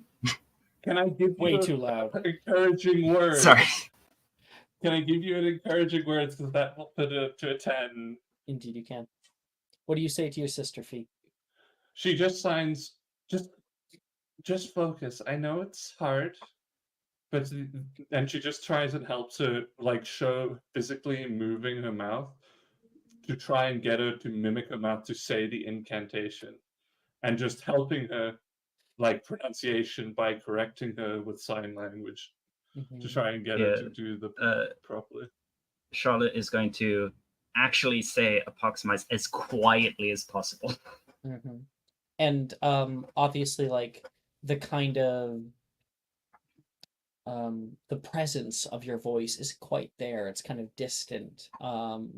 It's the tone isn't similar to other people. When you try to speak out, it is odd in relation to other people who can hear, and it looks like you're gonna get it because with even just a 1 from that D4, you're good. You land with an A there, Charlotte. What am I thinking? I had a thing I was gonna say, but now it's gone. Oh, right. It was just a little aside because I realized I think the labeling for the Hufflepuff ability I think is actually ableist because it does say I'm not going to enforce it, but it does say that like a Who can hear you? can hear you. Hear you. Oh god, did you? I didn't read it that way. Oh no. Yeah. I'm not gonna enforce it. Obviously, she can understand you. You speak to her. That's the important part. So encouragement is not bound by words. Exactly. Okay. So your sister is able to get it with a little bit of work. She was struggling the first few times.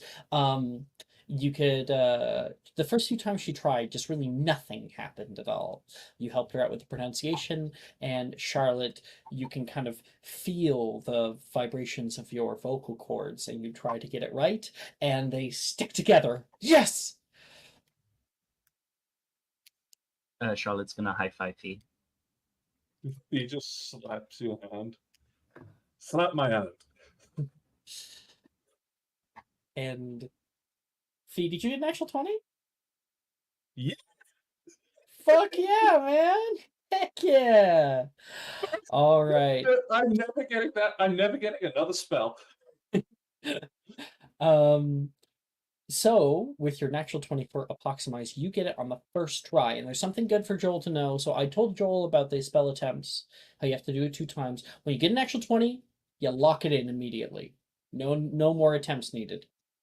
Um, so Fee, of course, you can see everyone else moving their wands. Approximize, approximize, approximize. You look down at your own wand and kind of like stuff it underneath your of your butt or something. She puts it up the sleeve of her robe. Yeah, put it up your If sleeve. yeah. And you quietly in the back of class pull out this big tome that drops down.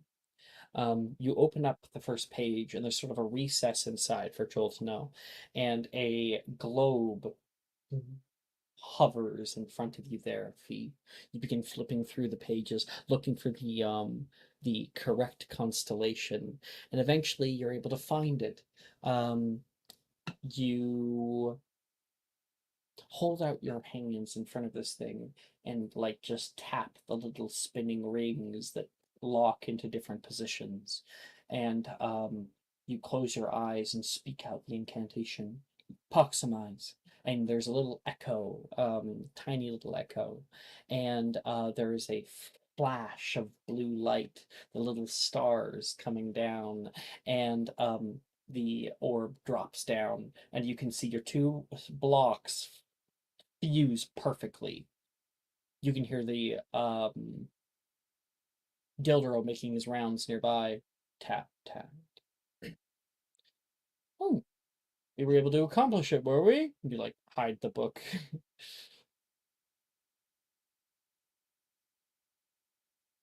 Yeah. Also, the book isn't quite that large. It's big enough that it can fit over your hand a little onto your arm. Oh, okay, small book. Yeah, it's quite small. So it can be like held. It's more like a wizard spell tome in traditional D&D. So that's how it stays as a focus. But so she would still have it in her hand. She can't close it fast enough if she's like that close. And Professor Dildero looks down. He grabs your blocks, holds them in his hand, and he tries to wrench them apart. Oh my goodness. That is a strong approximize. Everybody, look to Miss Fee here. She got it on her first try. All of you can do the same with proper study. And he drops the blocks back down and nods toward you and walks away. Yes. 5 points to Hufflepuff. Yeah, and I'm getting no more spells. No, I guess we'll see, huh? Yeah. So off to a really good start with your grade here. Everybody now is going to select 2 others from the first year spell list. So let me pull this up, the first year spell list. You can find it in the M&M reference category, or technically, if you're on the website at your character sheet, you go to your spell list, you click edit, and you'll see them all organized by class and year. But we also have this. This is the first year spell list area. So you can see if you're up at the very top that it says charms. That means any of these blue ones are taught in charms class. Keep going down, you'll eventually find DA. All these purple ones are taught in charms class, but oh, look at that! There's some blue ones taught in Charms class too, so don't rely on the color. DADA. Huh? There's some blue ones taught in DADA class too. You said charms. Oh, sorry. Yeah, in DADA class too. You keep going down, you eventually find these green ones. These are transfiguration. We have Aguamenti to create water, Crenus Muto to change your hair up, Epoximize, what we were just doing, Veraverto, and Incendio. Once you have the two chosen, let me know, and we'll do your attempts. I'm ready. I am ready. I know what I want to try. Okay, I'm so also I ready whenever. hear the sisters are ready. Robin, go ahead. Wait, Joel, did you have a question before? Your question, Sorry, I just wanted to clarify. We're choosing 2 other transfiguration spells. Transfiguration It can spells, be yeah. you can choose Epoximize as well if you wanted to lock it in. You could. Okay. They don't have to be other. Does But- Joel know about the locking in rules for spells? Yeah, I told him about it. I don't Okay. know if he remembers. I was just double I do. checking. No, I do. Cool. Okay. Okay, so Charlotte, you're up first. First things first, a good little bit of arson. I got an 8 for Incendio. So you cast out Incendio, like really excited because you read this spell in your textbook, and there is little bit of smoke and a little smite flash that comes at the tip of your wand. It's just utterly pitiful. My feet just chokes. Your next attempt? Next one is Aguamenti. Fire water. For 0. Oh, no. Oh my. The camera will see like Fee practicing her spells, and then Charlotte goes, Aquamenti, like very quietly trying to cast it, and like the camera will like pull away from her, like Fee's in front of her in the camera, and then the camera pulls back where we can see her, and Charlotte currently is covered in frozen ice that has like encapsulated her for the moment. Yeah. So with an 8, a 0, and a 10, high or low? No, not high or low. High. Heads or tails? Heads. That is tails. And you get a D. D for dreadful. Okay. And next to you, Fee. I'm gonna do one Incendio Okay. because it's nice to get that level 1 spell. That's an 18. I was hoping you'd get it because you go, Charlotte, Incendio, and you begin to melt the ice off of her. Flame coming out of the tip of your wand. And then I will do a Veravetto. Veraverto. That's how McGonagall says it in the first film. She's like, Veraverto. Charlotte That's- is going to try to give words of encouragement. And that's also where I'm going to use my guidance for the spell attempts today Okay, add for this 2d4. class. Yeah. And this is why it is busted. Total of 6 for a total of 13. 13. Awesome. So that is a success. So you go ahead and be sure to go to the website, mark that as one success. And you've been trying and trying with this glass goblet to change it into something else. The first time you try it, Fee casts out Veraverto, and you watch the glass goblet melt into a sort of blob. Oh dear. Charlotte, what do you sign to your sister to keep her hopes up? Do let me in play cool. Because I was frozen. Are you still shivering? Yep. So she's just like, I don't think I want to be that cool.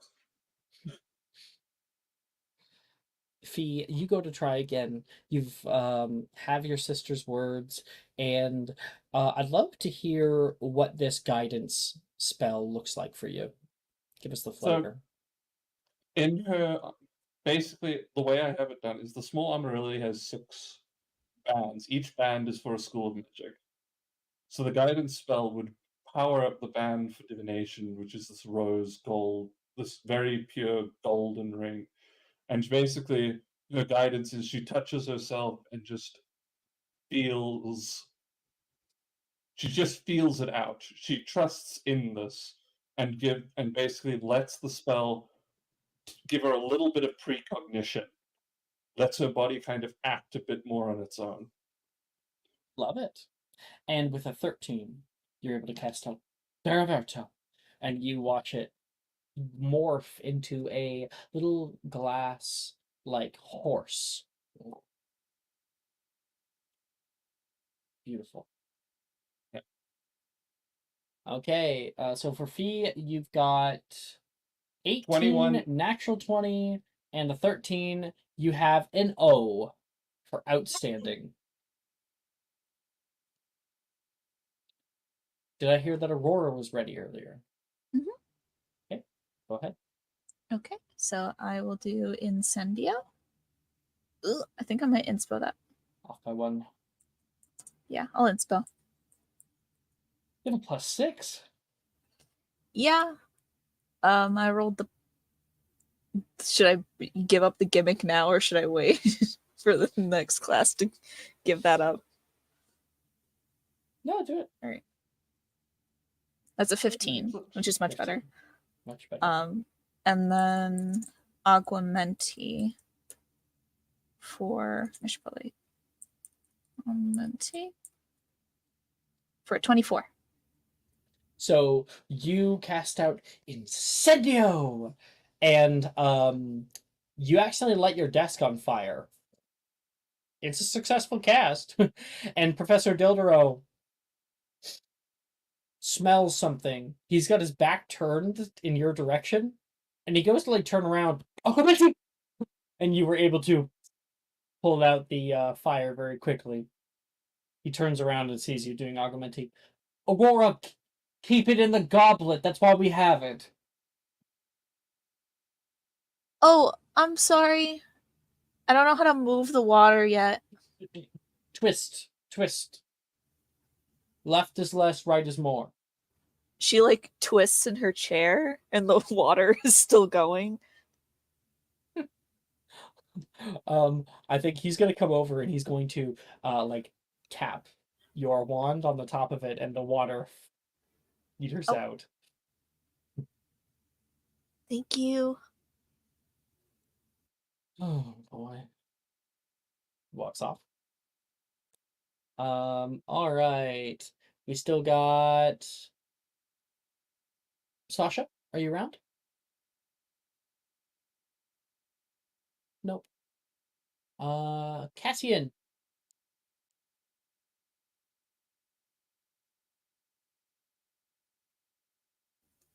Mara, Mara, wake up. unlock the doors. So, Joel, this is an inside joke. Mara has multiple things she mutes. Like, she has, like, a thing she pushes up, she mutes that, she can mute on, like, I think her audio cancellation, and then she also can mute on StreamYard, and sometimes she has to go, like, unmute, unmute, oh, unmute. Honestly, I don't know why she makes it so hard on herself. But it seems she's not here. No, they're around. They just can't. They just really can't talk. Oh, So you can't talk right their now? first roll for Veraverto was a -1. Mm-hmm. That -8 hit real hard. Yeah. Yeah. Cassian truck. casts out Veraverto. Oh no. Oh, those two So, minus For ones. -1.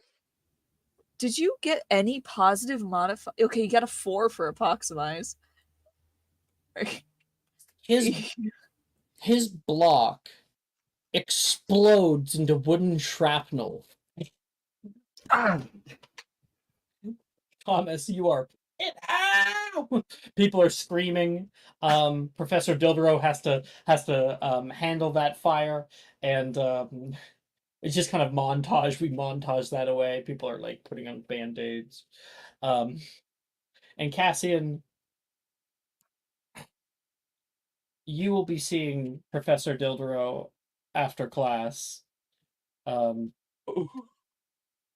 We won't role play it, but you end up in detention and you get a T for troll. Because they had two negatives. Oh god. So 2 bad. minus 1's and a 4. That is the Mhm. first time Oh. I think that's the second time I've ever seen you give a T to someone. How Yeah, I does give 'em the around girl sometimes. who doesn't know what transfiguration means get a higher grade than you? He's book smart. Oh. Okay. All Thomas, your last. theory, no application.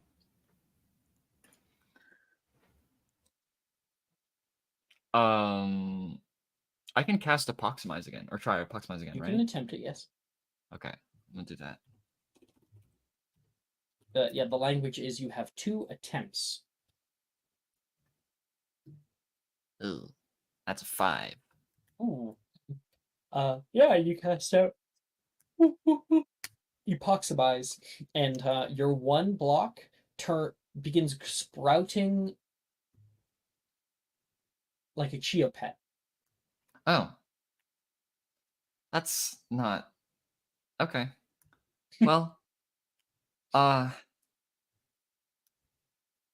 guess I'll cast... I try Augmenti to try to, like, water the plants, maybe?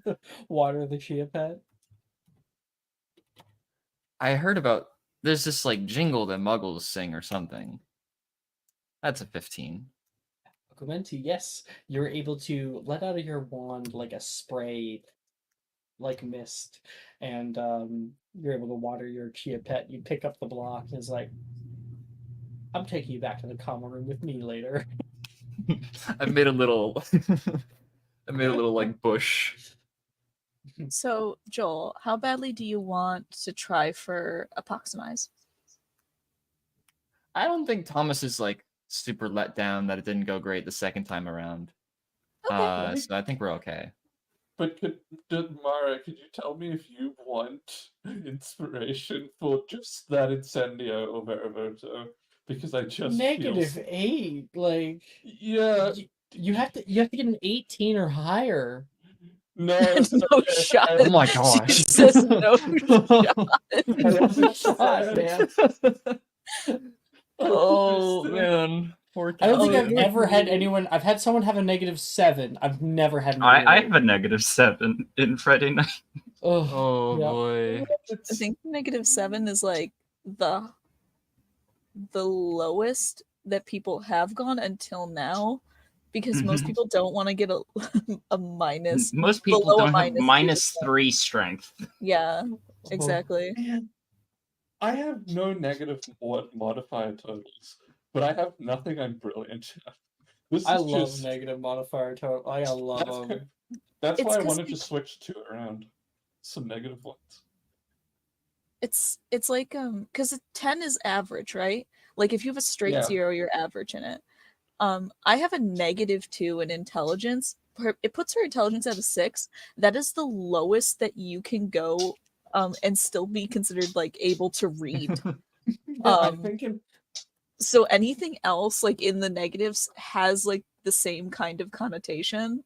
Like if you have a negative in charisma, you're just awkward as hell, and like if you have even more, I think just people hate you on site. You give Back off in the bad day, vibes. Riker playing Bo, who's a part giant character, and couldn't read. He couldn't read, but he succeeded in History of Magic class because he drew pictograms as his notes. He just like drew the story that he was being told.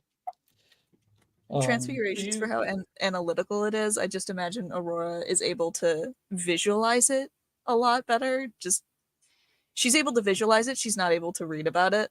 She has like hyperphantasia. That's what I'm assuming she has, and that's why she's able to get it. Aurora hyperphantasia. Would never have guessed. Okay. That is everyone since Yarrow is out of commission. So Thomas with a 5 for your pox mice, a 15 for Agaventi. I have That is going to be 14. an A for acceptable. Or it's a passing grade. So now that we finished this first class, let me kind of divulge the grading key. Send it. I'm gonna send A's it give to in grays. discussion here. I have a little infographic with it. So, oh, hi Mara. Dropping like flies today. So, it's right here. From top down, top is the best, bottom is the worst. So we'll go from top down. We have 3 passing grades and 3 failing grades. So the best grade you can get is O for outstanding. That's like a 20 or above, on average. And it means that you are just A plus in this class. And then below that, there's E for exceeds expectations. You do certainly better than the average student, but not perfect. And then below that, there is A for acceptable, which is a passing grade. You're passing the class. You're average with it. And then we start getting the failing grades. P for poor. Is in you're failing, but you put a little bit of work into it. You can get up to an A. Then there's D for dreadful, which correlates with D in regular life. Just like you are not doing well, and it's going to take quite a bit of work to succeed in this class. And then the last grade, T for troll, is kind of a mean grade to give, and it's just like you came to this class and accomplished nothing or less than nothing.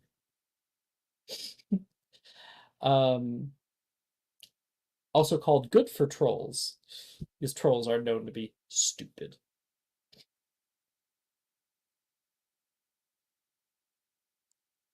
All right. With transfigurations coming to an end and our bell dismissing us for the day, Professor Dilderow calls out for students, congratulating them on their attempts today for the most part. And he says, read your textbooks. If there's any one advice I can give you, it's read your textbooks. That'll be all. And that is where we're going to take our break. We're going to take a 10-minute break, and we'll be right back.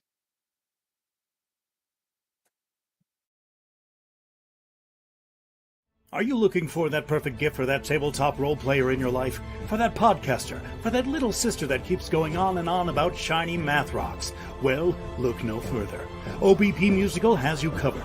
Original theme music for your characters, worlds, podcasts, and more. Has your bard written lyrics about a party member's tragic demise? Let us compose to them. Or better yet, let us write those lyrics for you.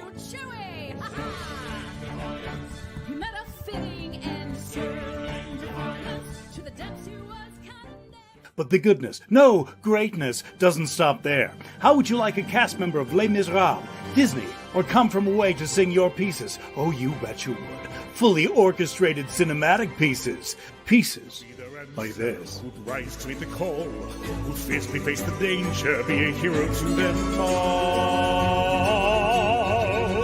For the hordes of people we have 8 vocalists, 7 composers, 2 lyricists, and an admin team ready to take your request. For as low as $60 US, you can get your own musical theme. OBP Musical, making fantasy a reality.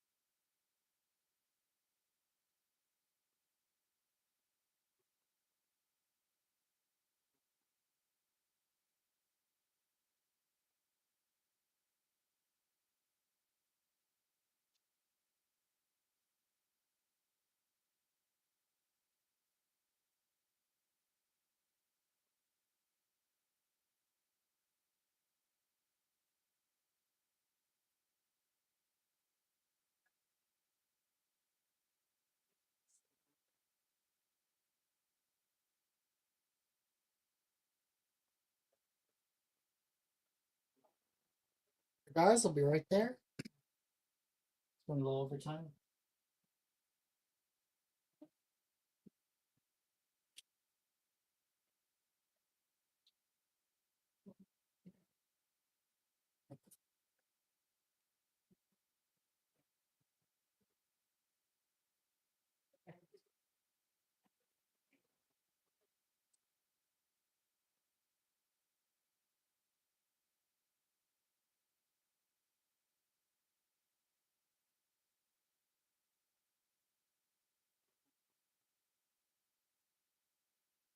Hello. I'm back now. Is everyone here? Yeah, I'm here. I was making toast for myself, and I just needed to finish the last little bit. Yeah, Robin said they had to drop out for a bit for the service. You know, call this group of force because we got a lot of. Funny. Yeah, we've got a lot of last names that have wood in them. That is genuinely a coincidence. So when are we going to get the game where someone plays septuplets? Septuplets. Yes. Septuplets with all like alliterative names. Oh, jeez. Yes. They all You look could- the same. You can all name each other different days of the week. The 7 of you. Because their mother was in labor for 7 days. Oh. Oh, God.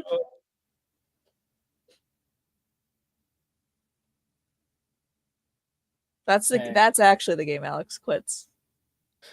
I think that's Maybe. just the way Alex pulls out the It's a card little and off the goes, rails. no. Okay. 1 second. I'm just gonna do a quick thing.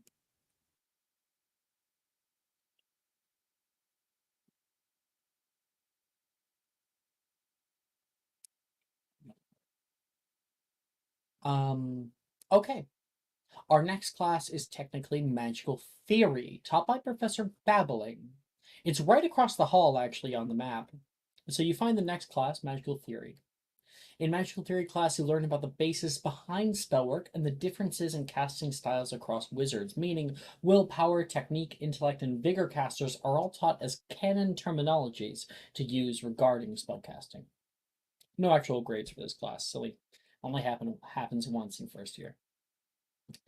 After that, we have lunch, where we have fish and chips for lunch. And you guys can hear that heavy bell chime again. Boom, boom. And so your journey continues as you step onto the tall viaduct bridge, a stone marvel that spans a breathtaking ravine. The bridge's arches frame a vista of lush landscape, and the sound of distant waterfalls reaches your ears. The wind whistles through the arches below. The pathway ahead stretches toward the Oxford Building, where you're greeted by stone steps. Ahead, the entrance to the Serpentine Staircase lies. The circular staircase coils upward like a sleeping serpent. Up top, you reach the 5th floor, where the door to the History of Magic classroom lies open, revealing a spacious lecture hall. Long, curved desks sweep across the room, each one paired with a comfortable seat. The desks follow the contour of the tiered floor, focusing attention on the lecturer's podium at the front, currently unmanned. Shelves filled with ancient tomes and artifacts line the walls, each one a little silent testament to the rich tapestry of magical history that you'll no doubt be learning soon. Thomas, as you walk in, you can see one of the boys from Hufflepuff, dark black hair, glasses, currently walking down the thin, long desks like as if it's a tightrope. Wilfred, get down! You're gonna hurt yourself, Juniper says. Uh, uh, there's no He says, "There's no professor. That means no rules." And who has a high passive perception? 17. I have an 11, so not me. No. 17 as well. Fee, Aurora, you can hear a cough. So nice. And Wilfred suddenly trips. He falls down, and you hear the crash of seats and tables. Do I you asked think- Aurora. Oh, go ahead. She was just like, who do you think did that? Did you hear? I heard a spell. I heard that spell that we learned in the class where he asked what Transfiguration. gender I was. No, he didn't. He didn't? No, he. Hi, I'm Laura Earlwood. Aurora Crane. Your hair is so pretty. Wilfred Thank you. Gideon. Wilfred pops up. Juniper's helped him to his feet. And he looks at the tabletop, and there's a sneaker sitting there. Goes to grab it, and it's not attached anymore. Fucking idiot. That one, who wouldn't say? It's first year. I can't say swears. You Yeah, idiot. come on. Who do you? No, Christian. Who do you think cast out that spell? Can I like do like a little swivel, like an insight check Insight. to see? Okay. Come on, Aurora. You are actually high wisdom, low intelligence. Average intelligence, perfect wisdom. Yeah, 15. You can see the Peel sisters are chuckling amongst themselves, going to find a seat. Ah, I think it was them. I've met one of them. I can't tell which one. They're both very nice. Just a lot of mischief. Oh yeah, she's a triplet. I should. I met her with my sister in Diagon Alley. One of them. I think it was Sam. I think Sam has the short hair. Ah, I don't know. Maybe they grew it out and cut them. It confused people. I've done that with Charlotte before. You've grown out your hair and cut it? Yeah. Well, we wear our hair a specific way so that it's easier to tell us apart. But your hair is really pretty. Like, how do you? And she is reaching out. She kind of wants to put her her fingers through your hair.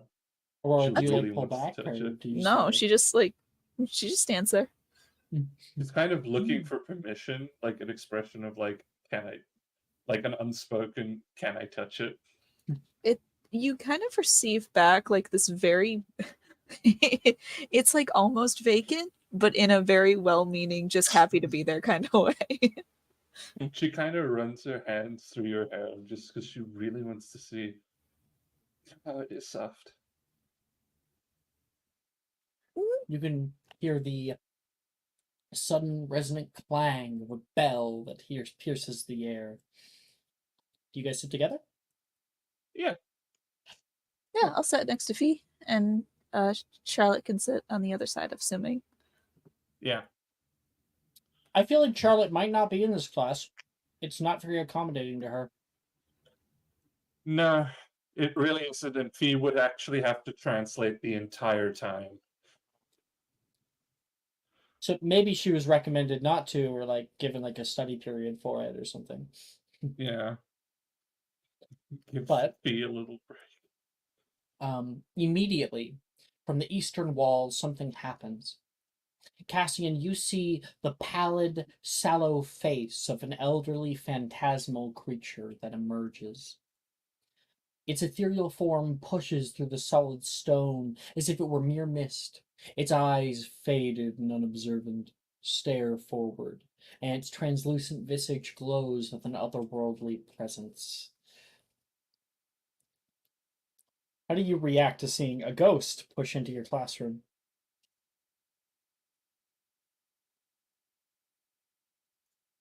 Is Mara not back? Shock. If they don't speak, I'll try. Oh, right, because she had like the Yeah, she's in a issues meeting. earlier. Yeah. Shock So is Cassian's worse. shock. Gotcha. Looks like I'm talking for everyone now. Cassian, like, eyes wide, stares out at his professor's features. Next to him, Rin will lean down. Who is that? She says to him, and he's like, I don't know. You see his features are lined with wisdom and weariness of ages past. His face is long and wrinkled, the skin hanging sadly over plump features and cheekbones. Wispy hair drifts down his head, moving with a ghostly grace, and his robes, once rich in color, are now faded and timeless. He takes his place at the front of the lecture hall, his form slightly shimmering as he settles. Good evening, students. I am Professor Binns. That's Binns.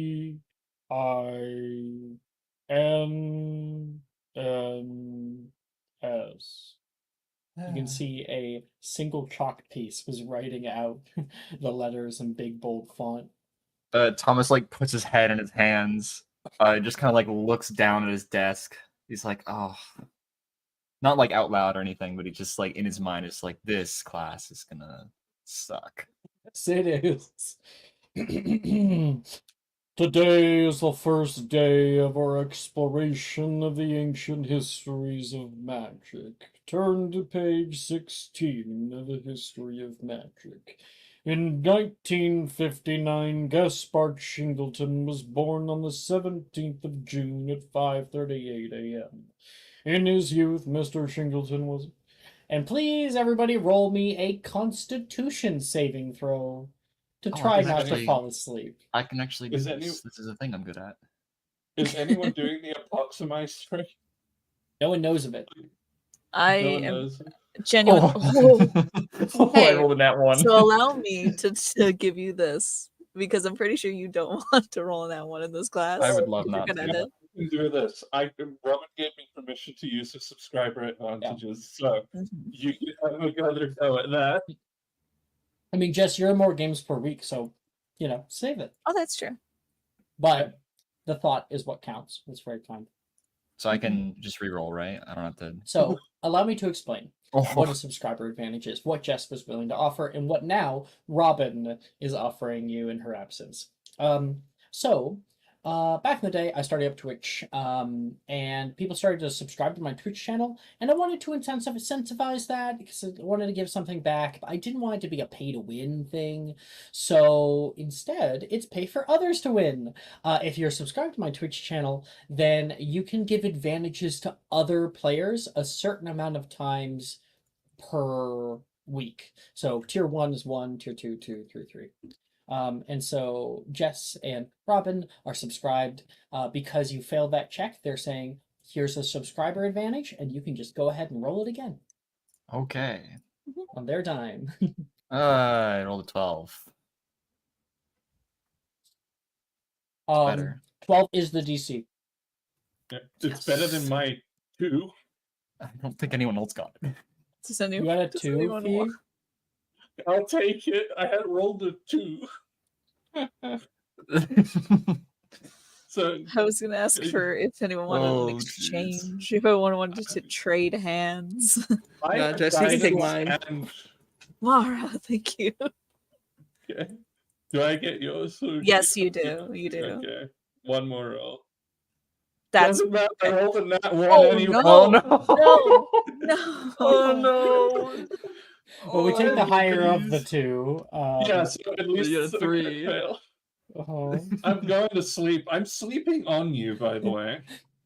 It like for Binns was like, I am Professor Bims. That's B-I-M. And No, she goes B's like out.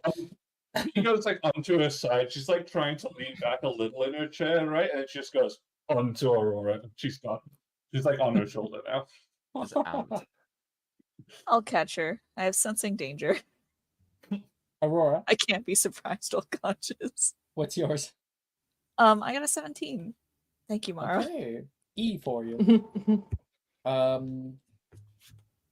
Charlotte isn't here, so I'll put a little question mark.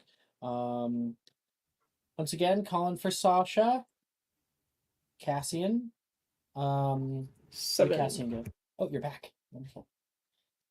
7. That's a P for you, and you fall asleep. So Fee and Cassian fall asleep, as well as many other people in the class. And Last casualty. Thomas, you barely stay awake. It's Thomas, torture. if I may, Thomas is keeping himself distracted by looking out the window, because it's so high up. He's like, that's how he's staying awake, because he's like thinking about flying class. I just got to make it to Thursday. Mhm. That's how he's able to not immediately fall asleep. You see some older students like flying out of the lake. Woo! And Aurora, you stay awake just fine. Oh, Alex, I'm sorry. I forgot I had keen mind. I rolled the wrong thing. Yeah, so if you have keen mind, you roll a history of magic at advantage instead.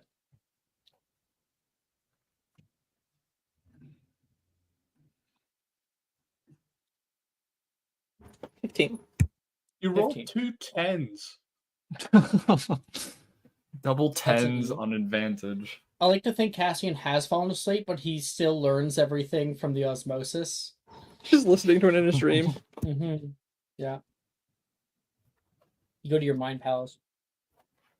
It's like when you're in a coma and you can hear what people are talking about. Yeah. Outside of the Yeah. coma.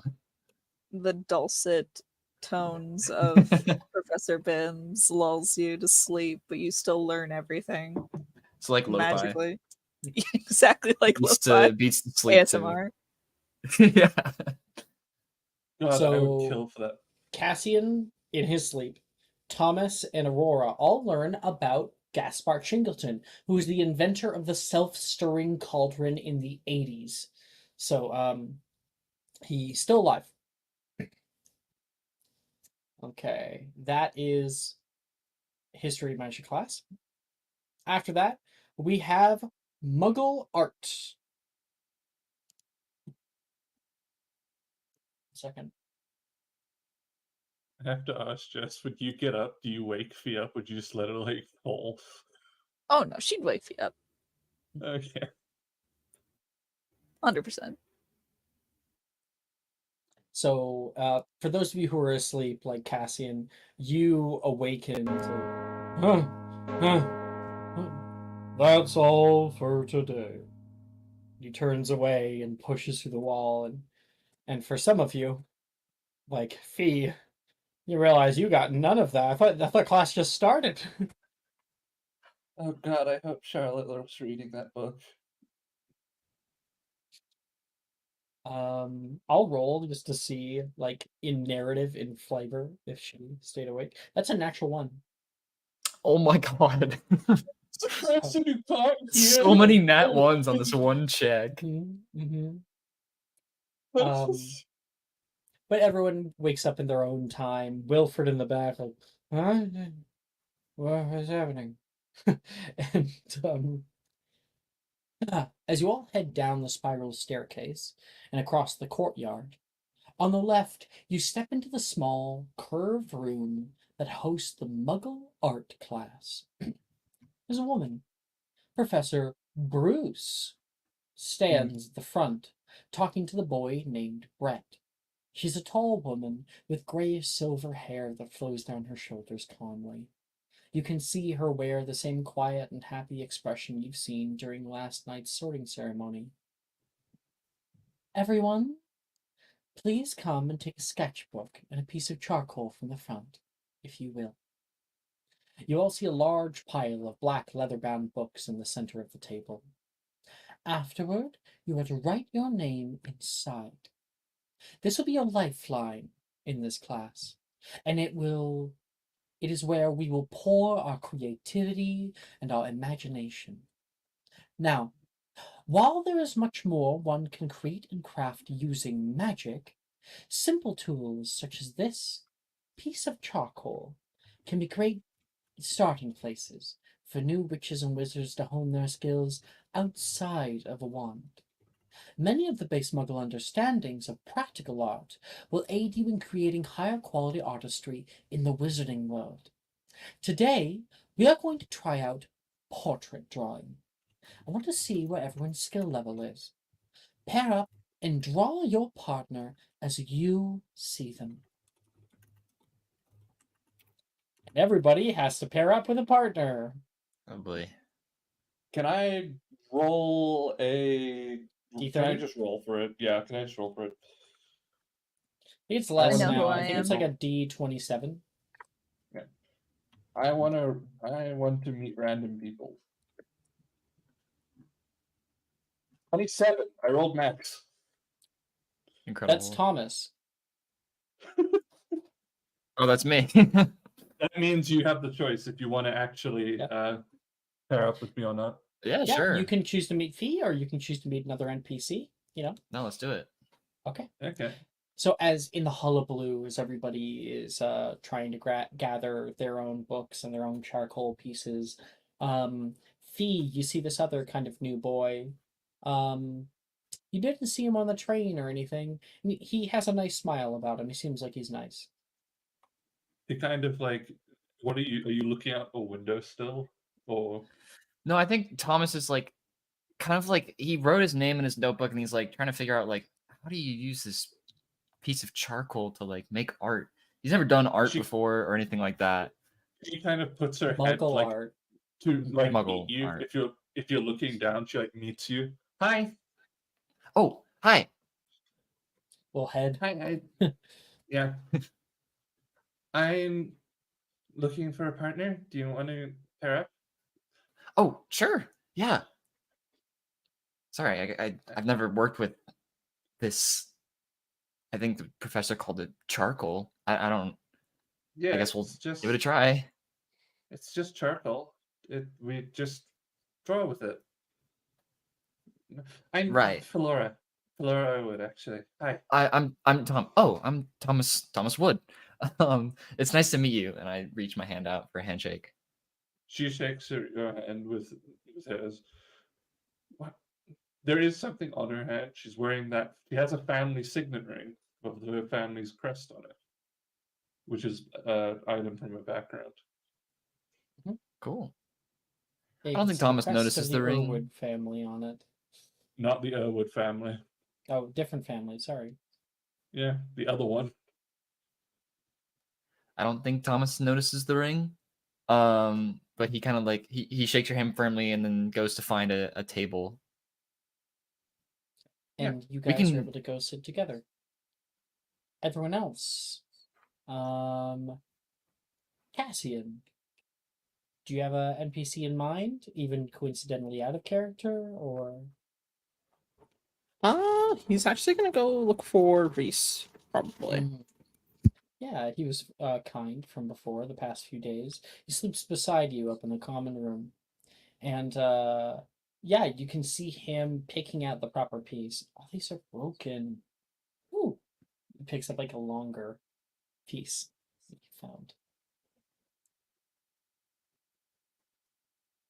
Reese, do you mind partnering, maybe? With me? Yeah, sure thing, Cass. Totally. I'm honestly I'm flattered. Figured I should get to know my fellow Ravenclaws. I only really know Drusilla and Esme. Oh, we're not exactly the most talkative group, right?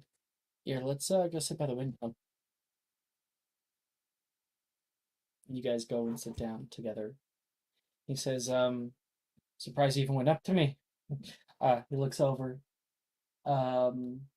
Brett's still looking for a partner.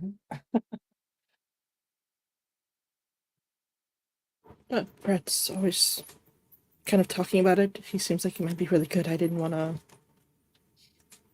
I've never really done art. Being good at art is one thing, being good with people is another. You can see Brett like really struggling to like find anybody to partner with. He will eventually. But you and Reese just kind of have a little smile with it. Honestly, what is wrong with Ravenclaw House? I think the only one of us that's any good at it is Saoirse.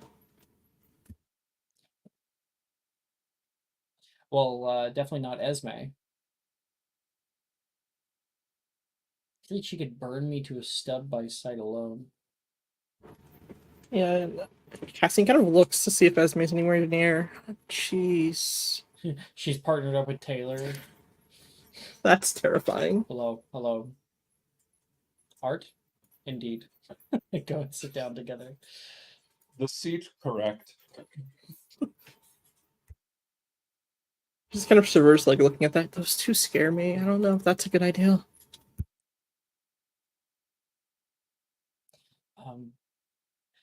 If Reese wasn't, if Reese actually knew this reference, he'd call them the twins from The Shining.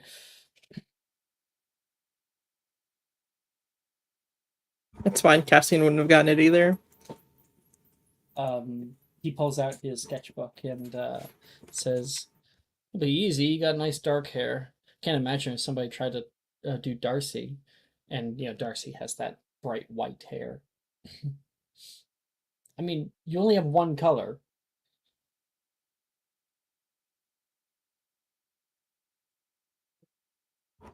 He's like, that's kind of true. I guess it's all in. I think I heard Professor Bruce say something about shading at some point. And you guys get started. Aurora.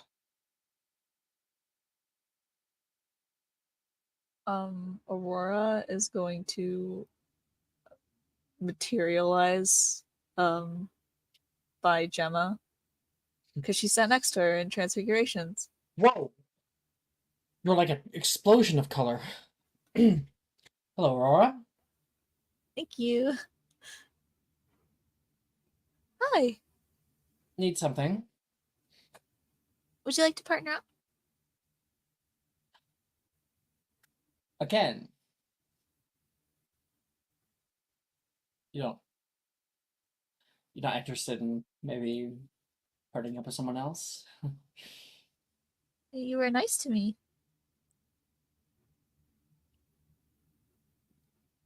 In her head, she's like, my mistake. She looks around and can see most other people are getting into partners and whatnot. Saoirse! Sorry, she's my cousin, so...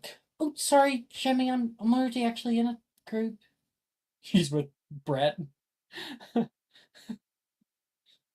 Oh. Certainly. Sorry for the misunderstanding. It's okay. And Gemma looks down, kind of embarrassed. And you guys go find your place. What do you have on your wand? That's kind of cute. Oh, you like it? I did it myself. She takes it for a second. You don't happen to have the wand wood that zaps anybody, do you? No. Good. I can Takes it and post a picture, I guess. you drew this yourself. Mhm. Cute. She hands it back. Oh, So I suppose that means that you'll be able to draw me in all my glory. I hope so. I Your will hair's warn very you. neat in your braids. I want to try to get that. I will warn you, I'm used to professional portrait makers. Oh, I don't think I'm going to be any good at like the professionals, but I hope you'll like it. At home, I have a imbued version of me when I was 6. She's good company. I have a my password journal. It's like secret codes, passcodes. You speak a passcode into it and it pardon me. You speak a passcode into it and it opens. It plays a little song too. Enchanted items. Nice. I've never seen anything like that. What did you get it? Periwinkles? Like a Toys R Us. Toys, never heard. And you guys start your stuff together. Okay. Everyone is going to roll me a performance check. And based on that roll, you get to narrate what comes out the other side. Cool. Okay, I One actually feel performance like I can check. do this. One performance check with some guidance. Got it. Because this is such a stupid way to start. So yeah, that's a 20 total. Oh, nice. Okay, let's see how well I do. This is not great. Can I, Thomas? You can have some encouraging words from me, so you can roll a d4. Okay. I know it doesn't matter, but I like using abilities. I like dice. Roll more. Roll more. Roll more. Rolling more. Yeah. A 1. Well, it's a So guaranteed that's plus 12. So, as we focus back down upon them, some time has passed. Fee, Thomas, you guys have worked hard. We're trying to create the very best, brightest little portrait that you can. And the two of you guys are left nearing the end. You feel like you're just about finished.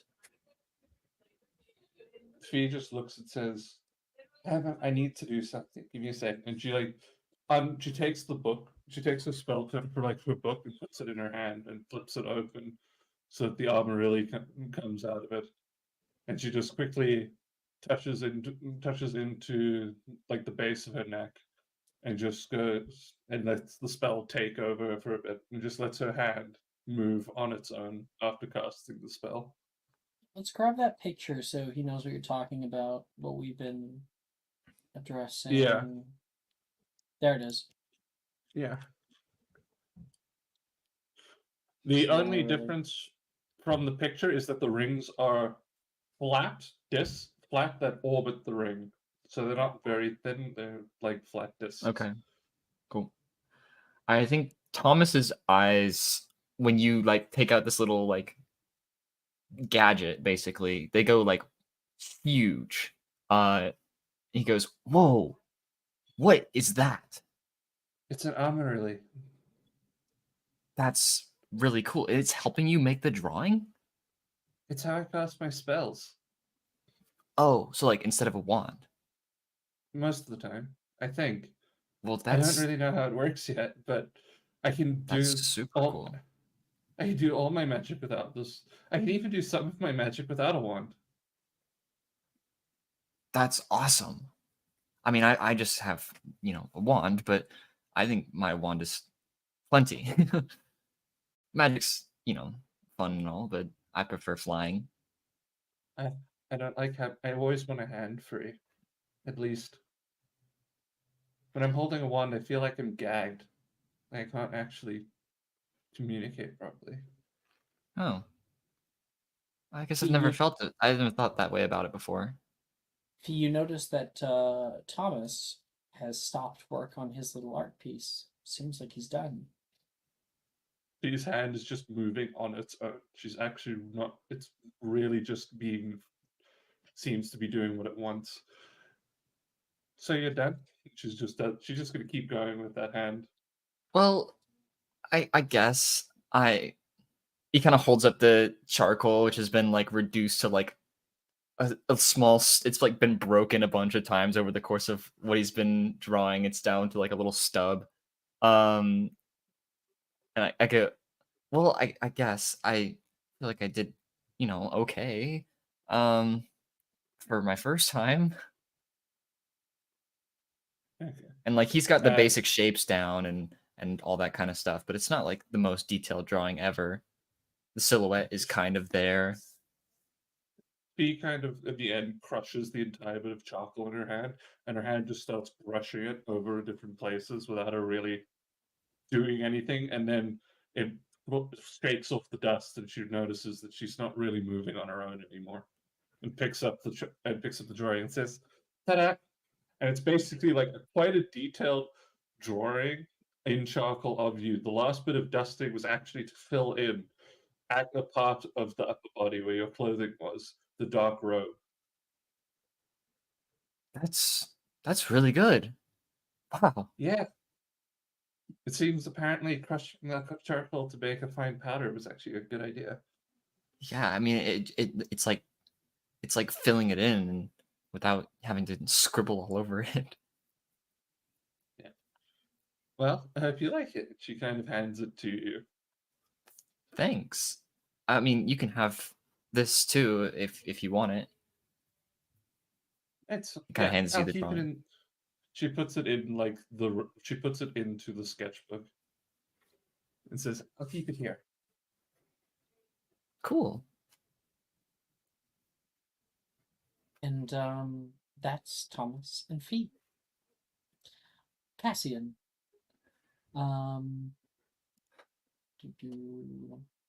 just want to get the art up from before to really solidify who Reese is for everybody.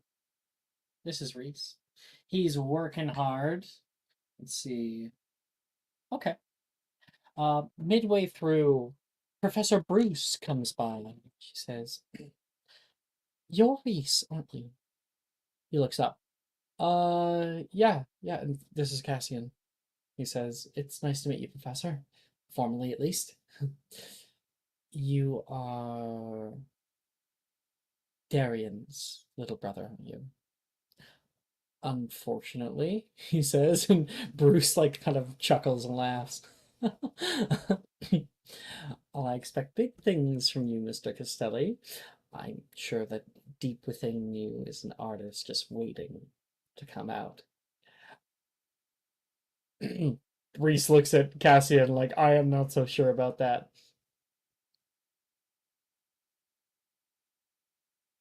Cassian will like kind of lean over. What's your brother, an artist? And Bruce overhears this. "He was one of the best in second year.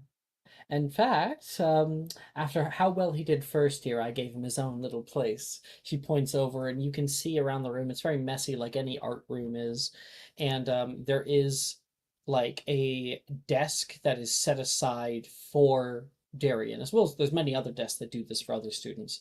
And you can see some of his projects that are taped up all around.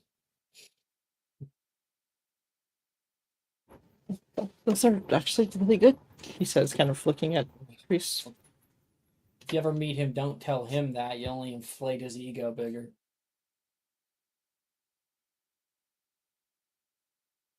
Well, I mean, if he's this good, is it really misguided? Professor Bruce, of course, is in the background, has walked away to other students. My brother likes to make a lot of fun of me. He is a thorn in my side for the most part. You have any siblings? No, only child. Lucky. Here, I finished mine. Can't say I'm as good as my brother though. And he pulls out. He got an 11, so it's kind of like line art. Your eyebrows are way too thick. Your hair is kind of top heavy. You've got this kind of pointy chin. Little ovals for eyes. I mean, it's really not that bad for a first draft. Sure. Thank you for sparing my feelings. He looks over at yours. Are you done? Just about. Do I want to see it? I mean, it's just keep in mind it's kind of abstract. Give it here. What did you get? 17. Okay, not bad at all. And what does he see? So it's of Reese, but it's like deeply obscured in shadow. It's like lots of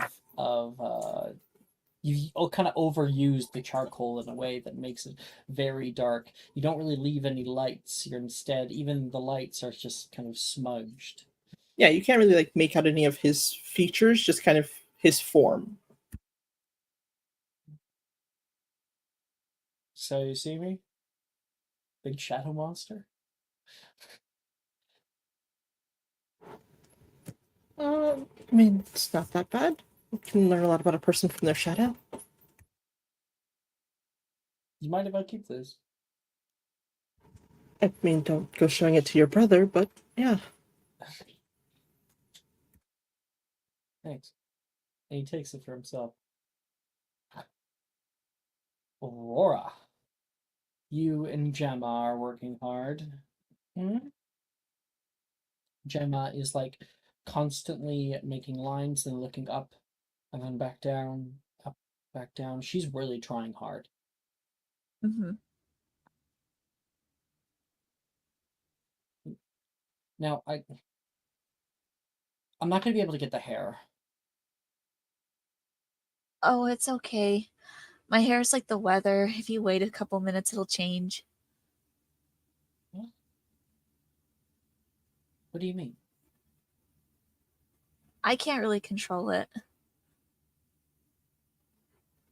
Control the color of your hair? No, neither can I, she says, kind of taking one of her braids and flicking it to her side, And kind of with a bit of a chuckle, and keeps working.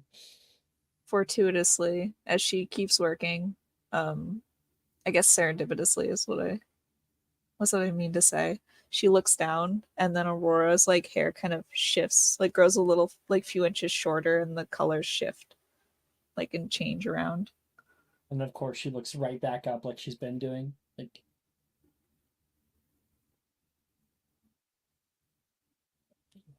stop up. She starts like trying to change it. This is not going well. Wait, did your hair just change color? It does that, yeah. See, it's like a little more green than others. Oh, oh my goodness. You're metamorphomagus. Yeah, that's the name for it. I've never met a metamorphomagus before. Say they come but once a generation. I can't really control it, so that's why I'm here. Normally they come in the more noble families. You're not related to Yaxleys or Slughorns? Um, Fruits? my father was part of a one, and he was a metamorph. But he isn't around anymore. I'm sorry, she says, kind of sussing out that you probably mean dead.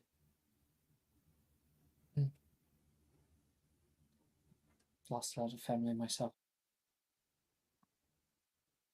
Oh, I'm sorry.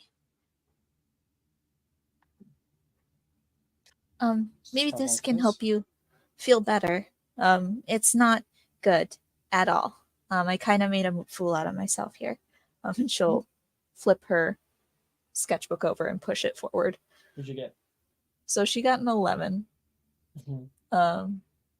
It's not. You can tell. I guess the way that I'm gonna interpret it is like you can tell that she is usually pretty good, but she looks like she's been distracted. She's like made doodles in the corner instead of actually working on the thing. So Drew a it's unicorn in the line art. background. So there's like more line art.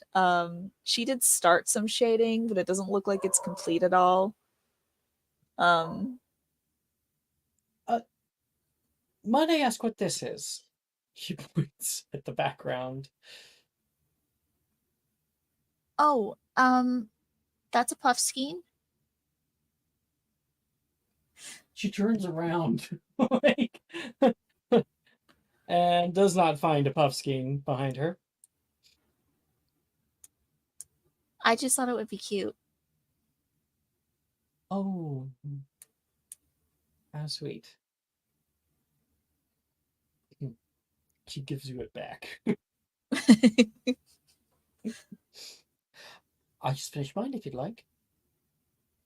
I'd love Now, to see it. I'm not perfect, but I think it came out just fine. She hands it to you, and she got 13. So, you have the contour of your hair. She tried to use like more darks in the background to like keep your hair kind of light. Tried to shade with it and then kind of abandoned that. Is there a reason why the broiler's on? Oh, can you turn it off? No.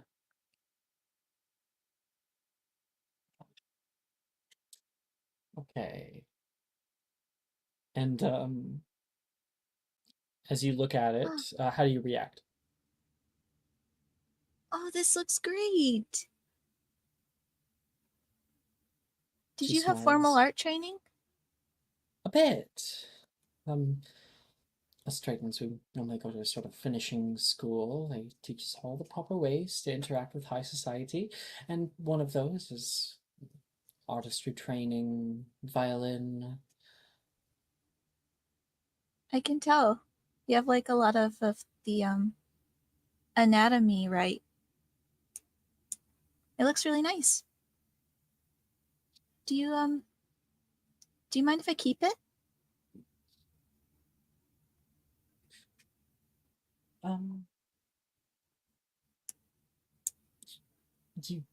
You want to keep it. I mean, it's not that good.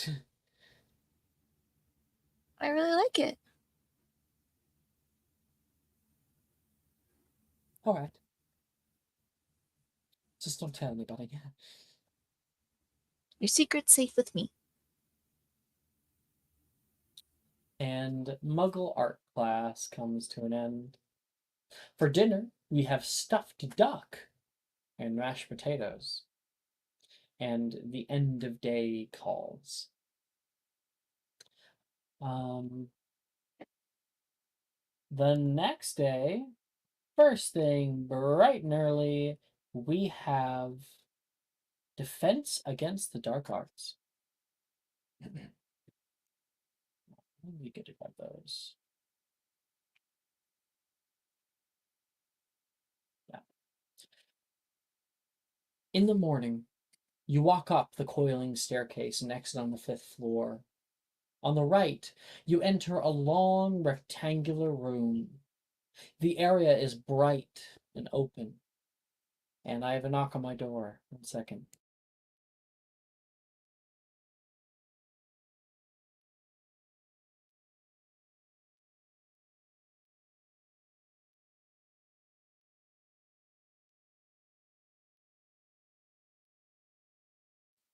So I'm back. The area is bright and open. All the desks have been pushed to the far walls, and above you, moving and shifting, illusions of colorful pictograms depict magical beasts slowly running wild over the ceiling. Banners of colorful ribbon arc across the banisters, and on the walls you can see multiple moving photos. All of the same person, posing alone or with friends, in front of world monuments and natural wonders. One larger one shows the same woman laying next to a sleeping dragon and patting its head with giddy amazement. Your classmates have filled the room, laughing and conversing loudly between one another.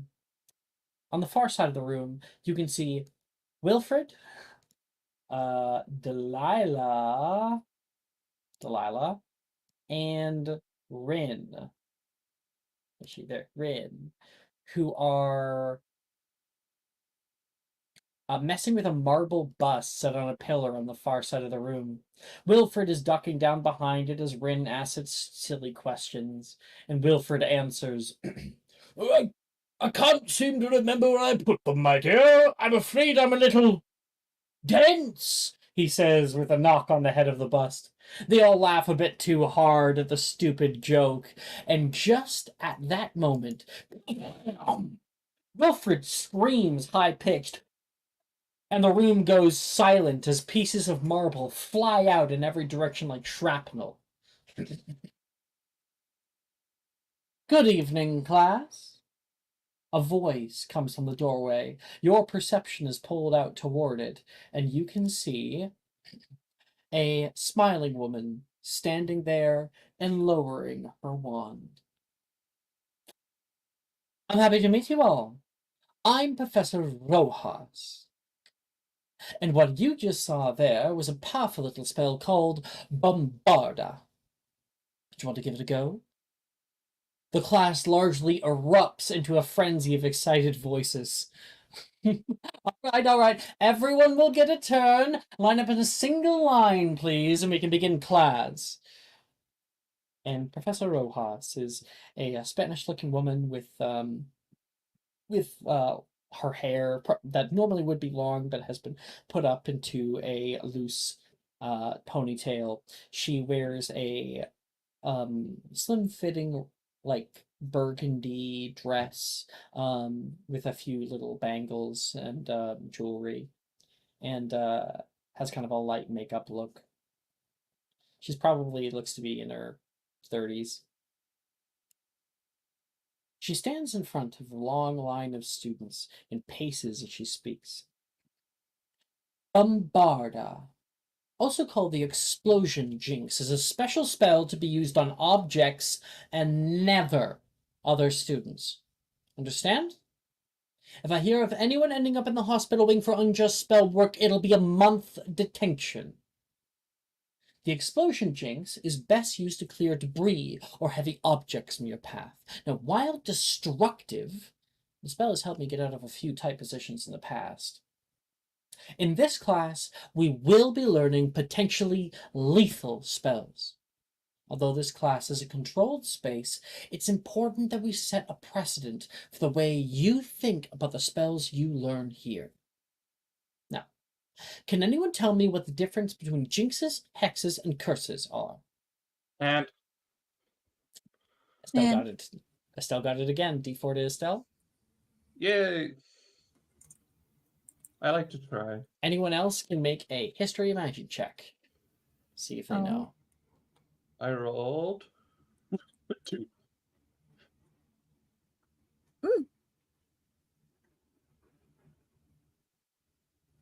I have to roll the d4 anyway. I got a 19. Nice. Ooh. Do you still want to be called upon for Yes. an answer? No, I'm talking to Fee. Oh, sorry. Fee, do you still want to be called upon? If it was a nat 1, yes. If it's a 2, no. There's nothing interesting I can say there. Fine. It's all good then. So she looks around the room for a little bit, and you can see Thomas's hand has shot right up. What's your name there, boy? Thomas. Thomas. Well, Thomas, can you explain the difference? Jinxes are quick attacks.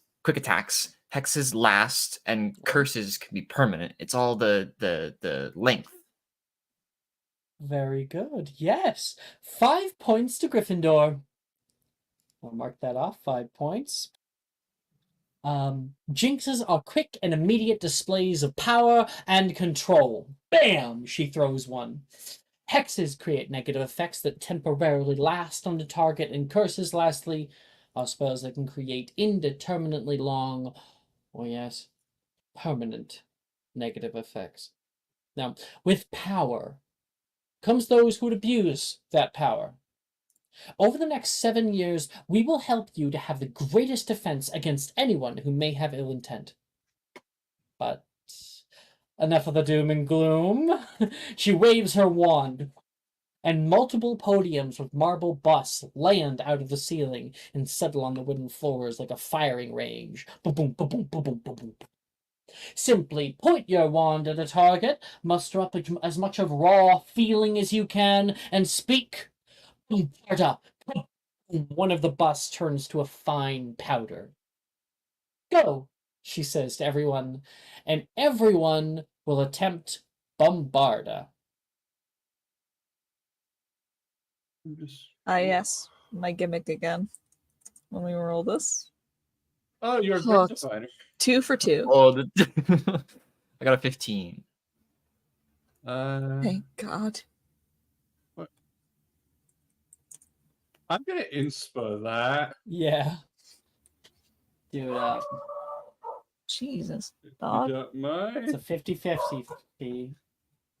It's a 50-50. I'm also gonna fuck it. I'm gonna also use guidance for this one Okay. later. Bet. I'll take it. Never mind. So, well, I declared it. I'm going to honor Oh, my actually, it's declaration. Oh it's my actually gosh. higher than that. Hold on. I fucking up my own Oh, I modifiers. never picked. That was for transfig. Natural one on the inspiration. So I'm still Oh gonna no. Use the D4 on the 8. If you use the D4 on Yeah. the 8, then you probably can get it. If I can use one of Charlotte's encouraging words. Yeah, she for, allowed you. 12. Yeah. 1, 2, 3. So I got a 12, and I can Well, add that's a another success. D4 18. for That that. is a success. And that goes up to a 16. I rolled 2 Oh, fours. even better. That's a great up. Yeah. So far, we're still have more attempts later, but let's go down the way. Aurora. That my roll was supposed to be an 18. Let me know if I have to roll again. But I fucked up my own modifiers. But yeah, it's a 5 plus 3 plus Whatever 10. you say. I rolled the 10, so that's an Okay. 18. I think, yeah, because it's just 2 more. E so far for you. Don't know about Charlotte. Cassian.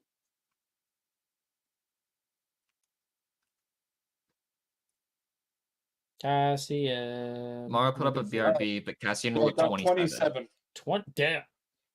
They have a What 19. modifier do you have? 19 plus 8. Plus 8. Yeah.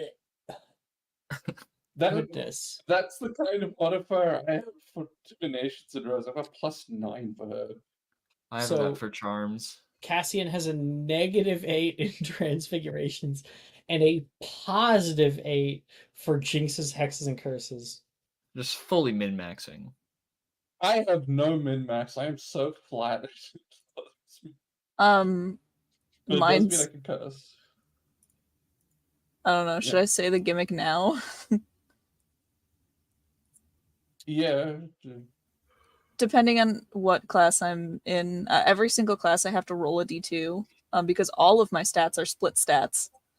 And if I roll a 1, I get the negative modifier. If I roll a 2, I get the positive modifier. Literally +3, -3. I've rolled Okay. lucky twice. I've gotten the 2 twice, but I probably will roll the 1 at some point. And then What's Thomas. that? I rolled a 15. That is also obviously a success. So all of you are able to get it. Bombarda, bombarda, bombarda, bombarda. People are trying it out. Some people are fizzling out. Other people shoot out a purple blast. For people like, Aurora, Fee, Thomas, you guys can see your marble buses hit. Some of them crack. Some of them blow noses off. Other ones, a cheek flies off onto the ground. Cassian casts out Bombarda, and there is a thick enough crow that his marble bus gets blown off of the podium and onto the ground. And Professor Rojas is just about to congratulate him, and she says, "Mr. Cassian, that's Bombarda, Wilfred Cass," and there is a boom, boom, boom.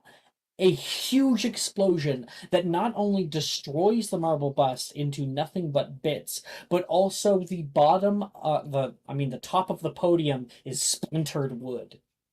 Wilfred looks shocked and scared. Oh, Mr. Gideon! That's what I'm talking about! 5 points to Hufflepuff.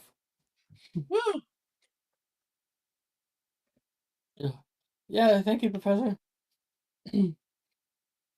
Good And, job, Wilfred. He's shaking.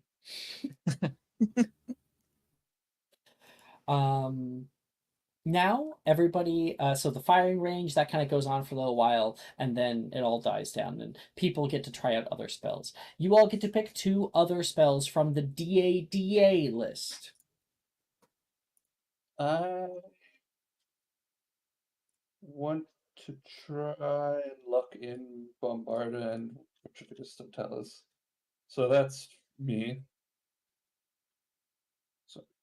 So I want to attempt Bombarda one more time. Oh, No, oh, oh, I used it. okay. I got a nat 1 on Yeah. the inspiration. You've been using everything. Oh my You haven't been gosh. rolling very well this whole session. I'm so sorry. I'm gonna try again anyway. I do want to lock in Bombarda. Do it up. Yeah. Nat 1. No! What? Oh my gosh. Did I get Mercy? Oh, oh my It goodness. is not a good day. Please take a Can I- subscriber. That is so kind of Jess. I am. I have Yeah. a lot more of Robins for any of you. Getting hot in my room. Jesus Christ. No, one more Not in the guidance, cards. one more Better than encouraging- that one. If I get one more of Fee's one more of Charlotte's encouraging words, it locks in. Yeah, yeah, I'll allow you. I'll allow you. Yeah, you could probably get it. Yeah, you can get it locked in because you're at 9. You're so close. Oh boy. Oh, We're that's not a banging on it. spell. It's first year. We're banging Yeah, on you all don't have to cylinders. attempt it again. The default I- automatically gives you a 1 at least. Yeah, So 12. your grade increases from what I would have given you a P, because you did get an E base grade before, to an A. You're passing, just barely. Okay, that's Fee. Who's up? I can go. Sure, Thomas. I want to try Bombarda again. Oh, So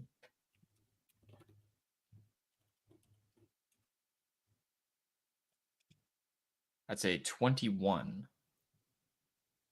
21. Damn, yeah. So now you have that locked in there, Thomas. You cast out Sweet. Bombarda, you feel a level of power and control. And you hit true directly onto your marble bust, and you can see it. There's a hole that is born through it, and it cracks and Nice. crumbles. Awesome.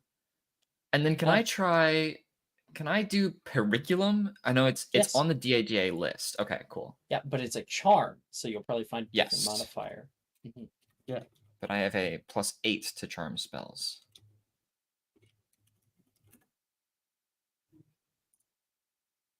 That's an 11. Okay. Well, the 3. With a crisp 11, you're able to cast out curriculum, and there is a red spark that shoots up toward the ceiling and explodes for a minute. You can hear a voice. Not bad. Sally is sitting nearby, leaning up against the piled up desks, and she walks over toward you. Thanks. You know, I had an idea. We can, if we go to the Gryffindor Quidditch matches, we can use Periculum as like a cheer. That could be cool, right? Do you think I'm your 'Cause- sister? Do you think I'm my sister? She says. No. Sally. Hi. Hi. Sam I don't has know told how to me- tell you trying guys to get me apart. onto the team nonstop. It's been everything she's been talking about for like months now. And honestly, I don't get how you guys do it. All the passion. Well, it helps to have a brother who's been playing Quidditch since before you were born. But Oliver Wood, right? I've Oh, heard yeah. that name. I've got a card of him and everything, and I kind of like rustle around in my pockets, and I pull out a chocolate frog card of Oliver Wood. She goes, oh. I guess we both have chocolate frog cards of our ancestors. Really? Who do you got? family members. She just states kind of confidently, Godric Gryffindor. Whoa. That's a gold card. Really? That's awesome. Sam comes over. Sally, I thought we agreed that we weren't going to be doing this to the other Gryffindors. I'm not. Yes, you are. Did she just tell you that we're descendant of Gryffindor? Yeah. You're such a liar. Why have to expose me like that? Can I do an insight check to see what Sam is thinking right now about her sister? Mm-hmm. I just want to see. 7. You look at Sam and with a 7, you feel like maybe they're rivals. You know, Sam is always kind of getting in on her sister right now and is now exposing her, and they both kind of share a look and they give each other they stick their tongues out at each other, and you're like, oh, they are not good friends. I'm Come gonna on, turn. I'm gonna she's turn gonna to grab Sam. you. Okay, Oh. okay. No, go ahead. I'm gonna turn to Sam and go, Sam, I was telling Sally that we could use that periculum spell to cheer on at Gryffindor Quidditch matches because it does like red. You can actually change the color pretty easily, yeah. But perfect for Gryffindor. She will slick out her spell, Periculum as well, and a high red spark shoots out into the air and explodes. And you see the sparks begin to form a lion's head before dissipating. Oh, that's even better. My sister taught me how to do that. Awesome. This is our first time having DADA class.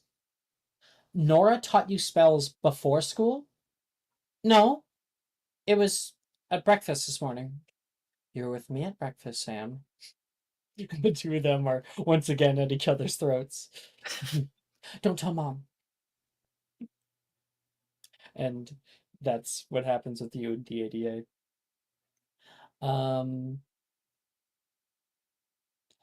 Did I get Aurora? No, Did I get your spells yet? Not yet. not yet. 21 and yeah, you end off with a crisp E there, Thomas. I don't think you. Okay, never mind.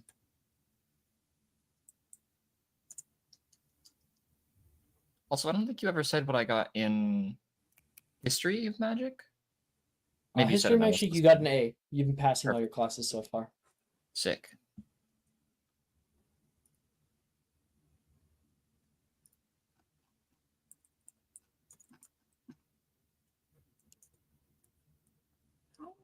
Now, how the good God do you spell that? Again. What spell? Jenny recurvatum. All right. Yes. G-E-N? You could Yes. G-E-N. You're good enough. Oh, I'm not using. I just need to report it so to make sure that you know that I'm rolling for it. You don't use the I do not Mysterium use the bot. I got here before the bot. I'm confused by the bot's existence. It does not like me. It doesn't And like every time- me either. Ever Yeah, is my today, definitely. I still have that 20 to use on Friday. Oh yeah, the bot doesn't like me. Estelle, rolling portents, has rolled 5 natural 20s Oh boy. in a matter of like 13 episodes. Yes, I have. That's Okay, sick. the fall attempts don't like I think it's me. 11 episodes. Yeah, it is. It's like 12. We're third year. Nuts. We're coming to the second half of third year. Bot doesn't like me. No, I used the other bot when I rolled. Come on, girl. Who are you casting Generic or Venom on? You, Thomas. Me. My knees bend Sneaky. backwards. But I got a 11 for Bombarda to lock it in, and then an 18 for Jenna Recurvatum. Recurvatum. Jenny Recurvatum. Recurvatum. Danny, read Yeehaw! verbatim. The spirit of Dove is taking over me right now. I use these on my cows and try to run away, and they start run backwards toward me. Now I'm thinking of like a I cowboy. use this on my t-shirt. pigeons' wings. They fly backwards. Keep delivering me my own mail. Oh boy. That is a good question. Who are you attacking with this? Who would be really funny to do this to? Wilfred. So it's funny. Would to be do shit to really funny to Wilfred. do it to Wilfred. Bully Wilfred on day 1 of classes. This is tradition. He's not having a from what good I day. could tell. Oh, she's having fun. She Sorry, probably just Wilfred? means well. Yeah. Okay. So yeah, in the background, you're like testing out the spell generic effect. Look around for a target, and you can see currently Morgan and Wilfred kind of joking around. Wilfred's going to like, gee, and Morgan's like, and it makes you chuckle. Generic vetum. And with a little spark of electricity in your eyes, you cast out. Roll to hit. Is it a hit spell? I believe so. Maybe. Sure is. Oh, fuck's Tis with the hit sake. spell. Look at Passive that. dice. Jesus Woo. Christ, Mara. Hey, I got my crit at some point. I got a transfiguration, so that's fine with me. Yeah, you Seven got plus a hit. your T and transfigurations. You deserve it. No. I got my O. I have an O in transfig. So you shoot out Oh, toward I'm Wilfred, looking at. and it instead hits Morgan. Oh, You see his little legs, the kneecaps flip around to the backhand side, and he tries to step forward like he folds like a lawn chair. Wilfred's like, oh! I'm sorry. I'm so sorry. He's trying to fix him. Professor! You cause that little chaos in the background. And I think you can hear some chuckling next to you. And you turn and you can see Juniper is like leaning on the wall with her textbook. Nice one. Thank you. I was aiming at Wilfred, but he moves his knobby knees a little bit too much. Knobby knees. I'll have to say that next time I see him. He walks like a flamingo a little bit. Juniper. Aurora, nice to meet you. You seem different than most of the other people here. I'm not just talking about the whole unicorn threw up on you.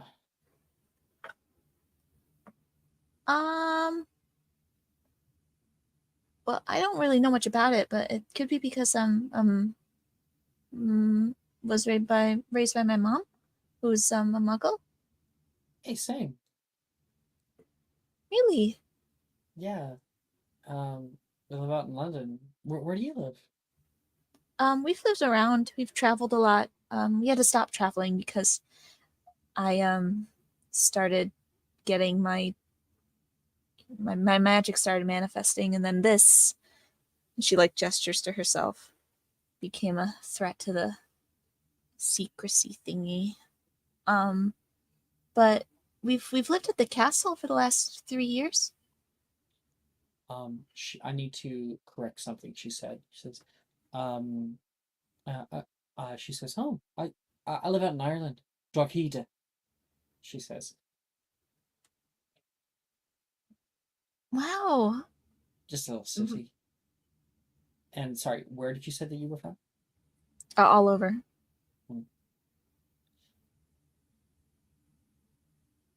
So I guess it must be kind of weird staying in one place. Only a little bit. I kind of think I'd love to travel more, but I can't, unfortunately. But it's been nice, and I've especially getting sorted and getting to go to school. I've got to meet a lot of new people. It's been exciting. Walking over, Sadie shows up. Hey, Aurora, I was looking for a partner. Oh, hi. I haven't gotten your name. Juniper. Um, and Sadie like nods. Um, you two know each other? Oh, Aurora's been here at the castle for like the past 3 years. Mhm. Wait, you've already been taking classes here? I thought this was first year. Oh no, I've tried shadowing in on cat classes before, but they found me disruptive, so I couldn't. And now Professor Dildero has to deal with your answers in class, Sadie says. Instead of my light up sneakers in the back of class. I'm still confused. Um, our parents work here, so we've been here for a little while before. Oh, cool. A lot of this is really new for me. I I didn't even know any of this existed, and now I'm blowing up marble bus with a stick. Well, why don't you partner up with us? We could probably show you the ropes. Yeah, Or in the case with me, what not to do. Sadie chuckles. Juniper agrees, and you guys walk off together. Cassian! Lord You here? almighty, Mara. Yes, I am here. Yay! 23 on Petrificus Totalis. And then a natural 20 for 28 on Flipendo. And that is an O, and There's some big boy rolls. You've been casting out, trying out different spells, failing and succeeding.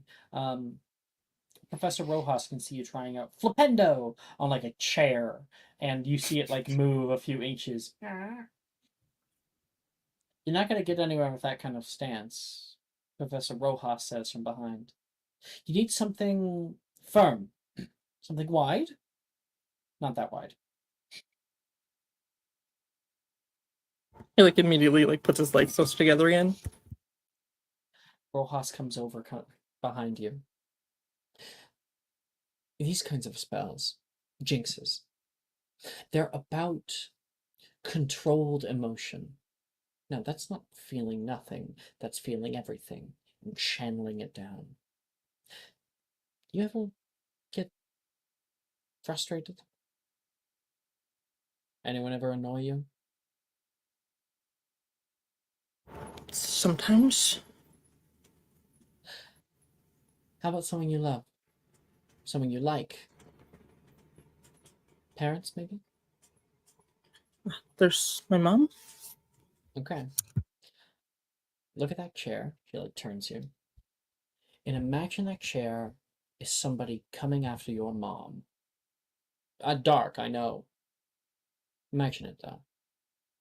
Imagine that feeling that you may have. She grabs your hand. Hold your wand. Give it a go. She takes a step back.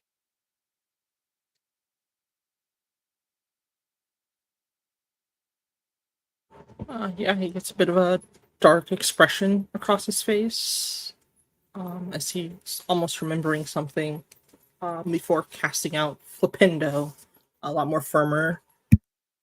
No! And there is a burst of energy that makes the chair go flying up into the air. And what is your spellcasting ability modifier? +8. Oh, spellcasting +5. Oh, okay, so you're max. So that is not 25 feet across the room. It would be 50 feet if the room was big enough. So the chair goes straight up toward the ceiling and smashes against the high vaulted wall. Yes, Mr. Blackwood. I think you've got it. 5 points to Ravenclaw. Whew.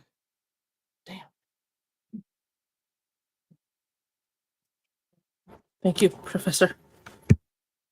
Damn, that was cool. Reese says as she walks away. I haven't even been able to move my bookcase, let alone a chair. She said, try to imagine that it's something hurting someone you care about. Oh. He gets ready, looks down at his bookcase. No. You watch as Reese gets blown backward. You hear a slight shatter. Did he launch himself out the window? Back to Cassian and Reese back in the classroom. Reese has a few bandages on. Came back 10 minutes after going to the hospital wing. Didn't work. Really? Glad you're okay. Not many people can survive something like that. And he kind of looks weakly. That's you two together. Fee. Did I already get your rolls yet? You didn't. You did our spells, but you didn't really give me character interaction. Yeah, which is what I'm going to do now. Yeah. So, Fee, you've tried out a few different spells, and you're kind of in the process of doing that. And you are leaning up against the side, kind of making little notes in your book about what's worked, what hasn't worked. And coming up toward you is a girl. She's quite tall. She has Don't do this to me. don't? Fine, I'll pick somebody else. Okay, no, I'm just being funny. Sorry, no. She comes over. She's got long blonde hair that goes all the way down her back, and she walks over toward you and kind of stands like a deer in headlights in front of you, very, very awkwardly, wringing her hands in front of her. Let me get the art for this character for Joel. Yeah. Can my heart do this again? No, I don't think this is the right character for her. Still, she stands there for the time being, really awkwardly, just standing, staring kind of at you. So and looking down. He's kind of feeling one of the dark back, like the almost black metal band of the armory, kind of feeling the runes as it rotates around her finger. And she says, "Hi, can I help?" I just need to get to my bag, she says, and points down, and you can see a bag that is laying behind you by the wall. And she was standing there because she was so nervous about just asking you to move. Oh, sorry. And she just steps over. She goes over and gets into it, hunched over. I'm Philora. Wilhelmina, but most people call me Billy. Yeah, I'm Philora, but everyone calls me Fee. She kind of double takes, seeing your ring. Can you remind me what the name of the family is in your hidden chat? Yeah. It's the name of one of the hidden chats as well. Oh wait, yeah, right. Then she would definitely know. So she looks up and, well, excuse me, might I ask an odd question? Sure. Why do you have that house crest of the old Weasley family? Right there, on your hand. Quiet. You're not a Weasley, are you? We're related. Oh. She also draws for the first time. She actually reaches into her sleeve and shows her wand that she just hasn't been using. And she just says, yeah, we're related. My grandfather is the older brother of Arthur Weasley. Oh. Which makes all his... Which many generations back. My family nearly married into the Weasley family. It was a big scandal at the time, left at the altar. Do you know which one of them it was? Not by name, unfortunately. It's a long Oh. time ago. Blythe is my name. I'll look into it. Actually, I might.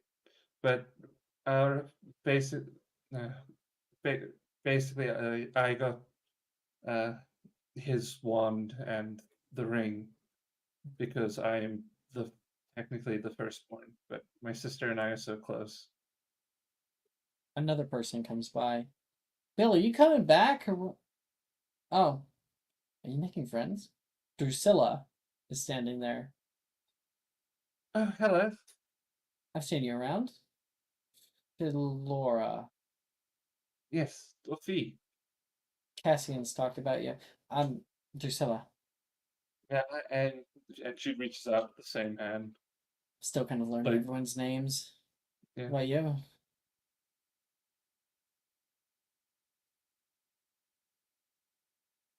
I'm still kind of learning everyone's names. What about you? I'm spending a lot of, and she's like, I'm spending a lot of time trying to get like adjusted. There's a lot that I have to do for me and my sister. Bill, you want to try out that last spell? Yes, yes, very much so. It was a pleasure meeting you, Fee.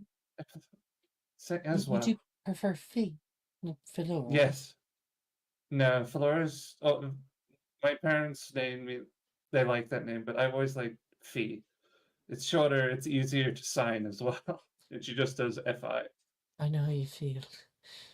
And she walks away with Drusilla. And Delilah is practicing spells. She notices you guys. Job making friends, Delilah says.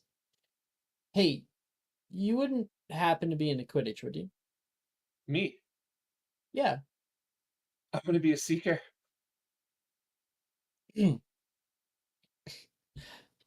I like the gumption, she says. And Delilah now also has her eye on you. Yeah. I'm planning on doing practice, after today, free period. You want to join? I'd love to. I'll just make sure my sister's fine. And I'll be there. You got it. And you go down and talk to your sister and tell her all about these new people that you've met, your thoughts on them. And as our day continues and drones on, that is where we're going to end tonight's episode. That is some of the worst spell attempts I think I've genuinely ever had. Yeah, that was a lot. But to be fair, that's consistent with how my rolls go. It's either 5 natural 20 portents, or you just fucking fail everything. The duality of man. The Thank you all duality for of my watching. rolls. Thank you guys for playing. And I will see you guys next week.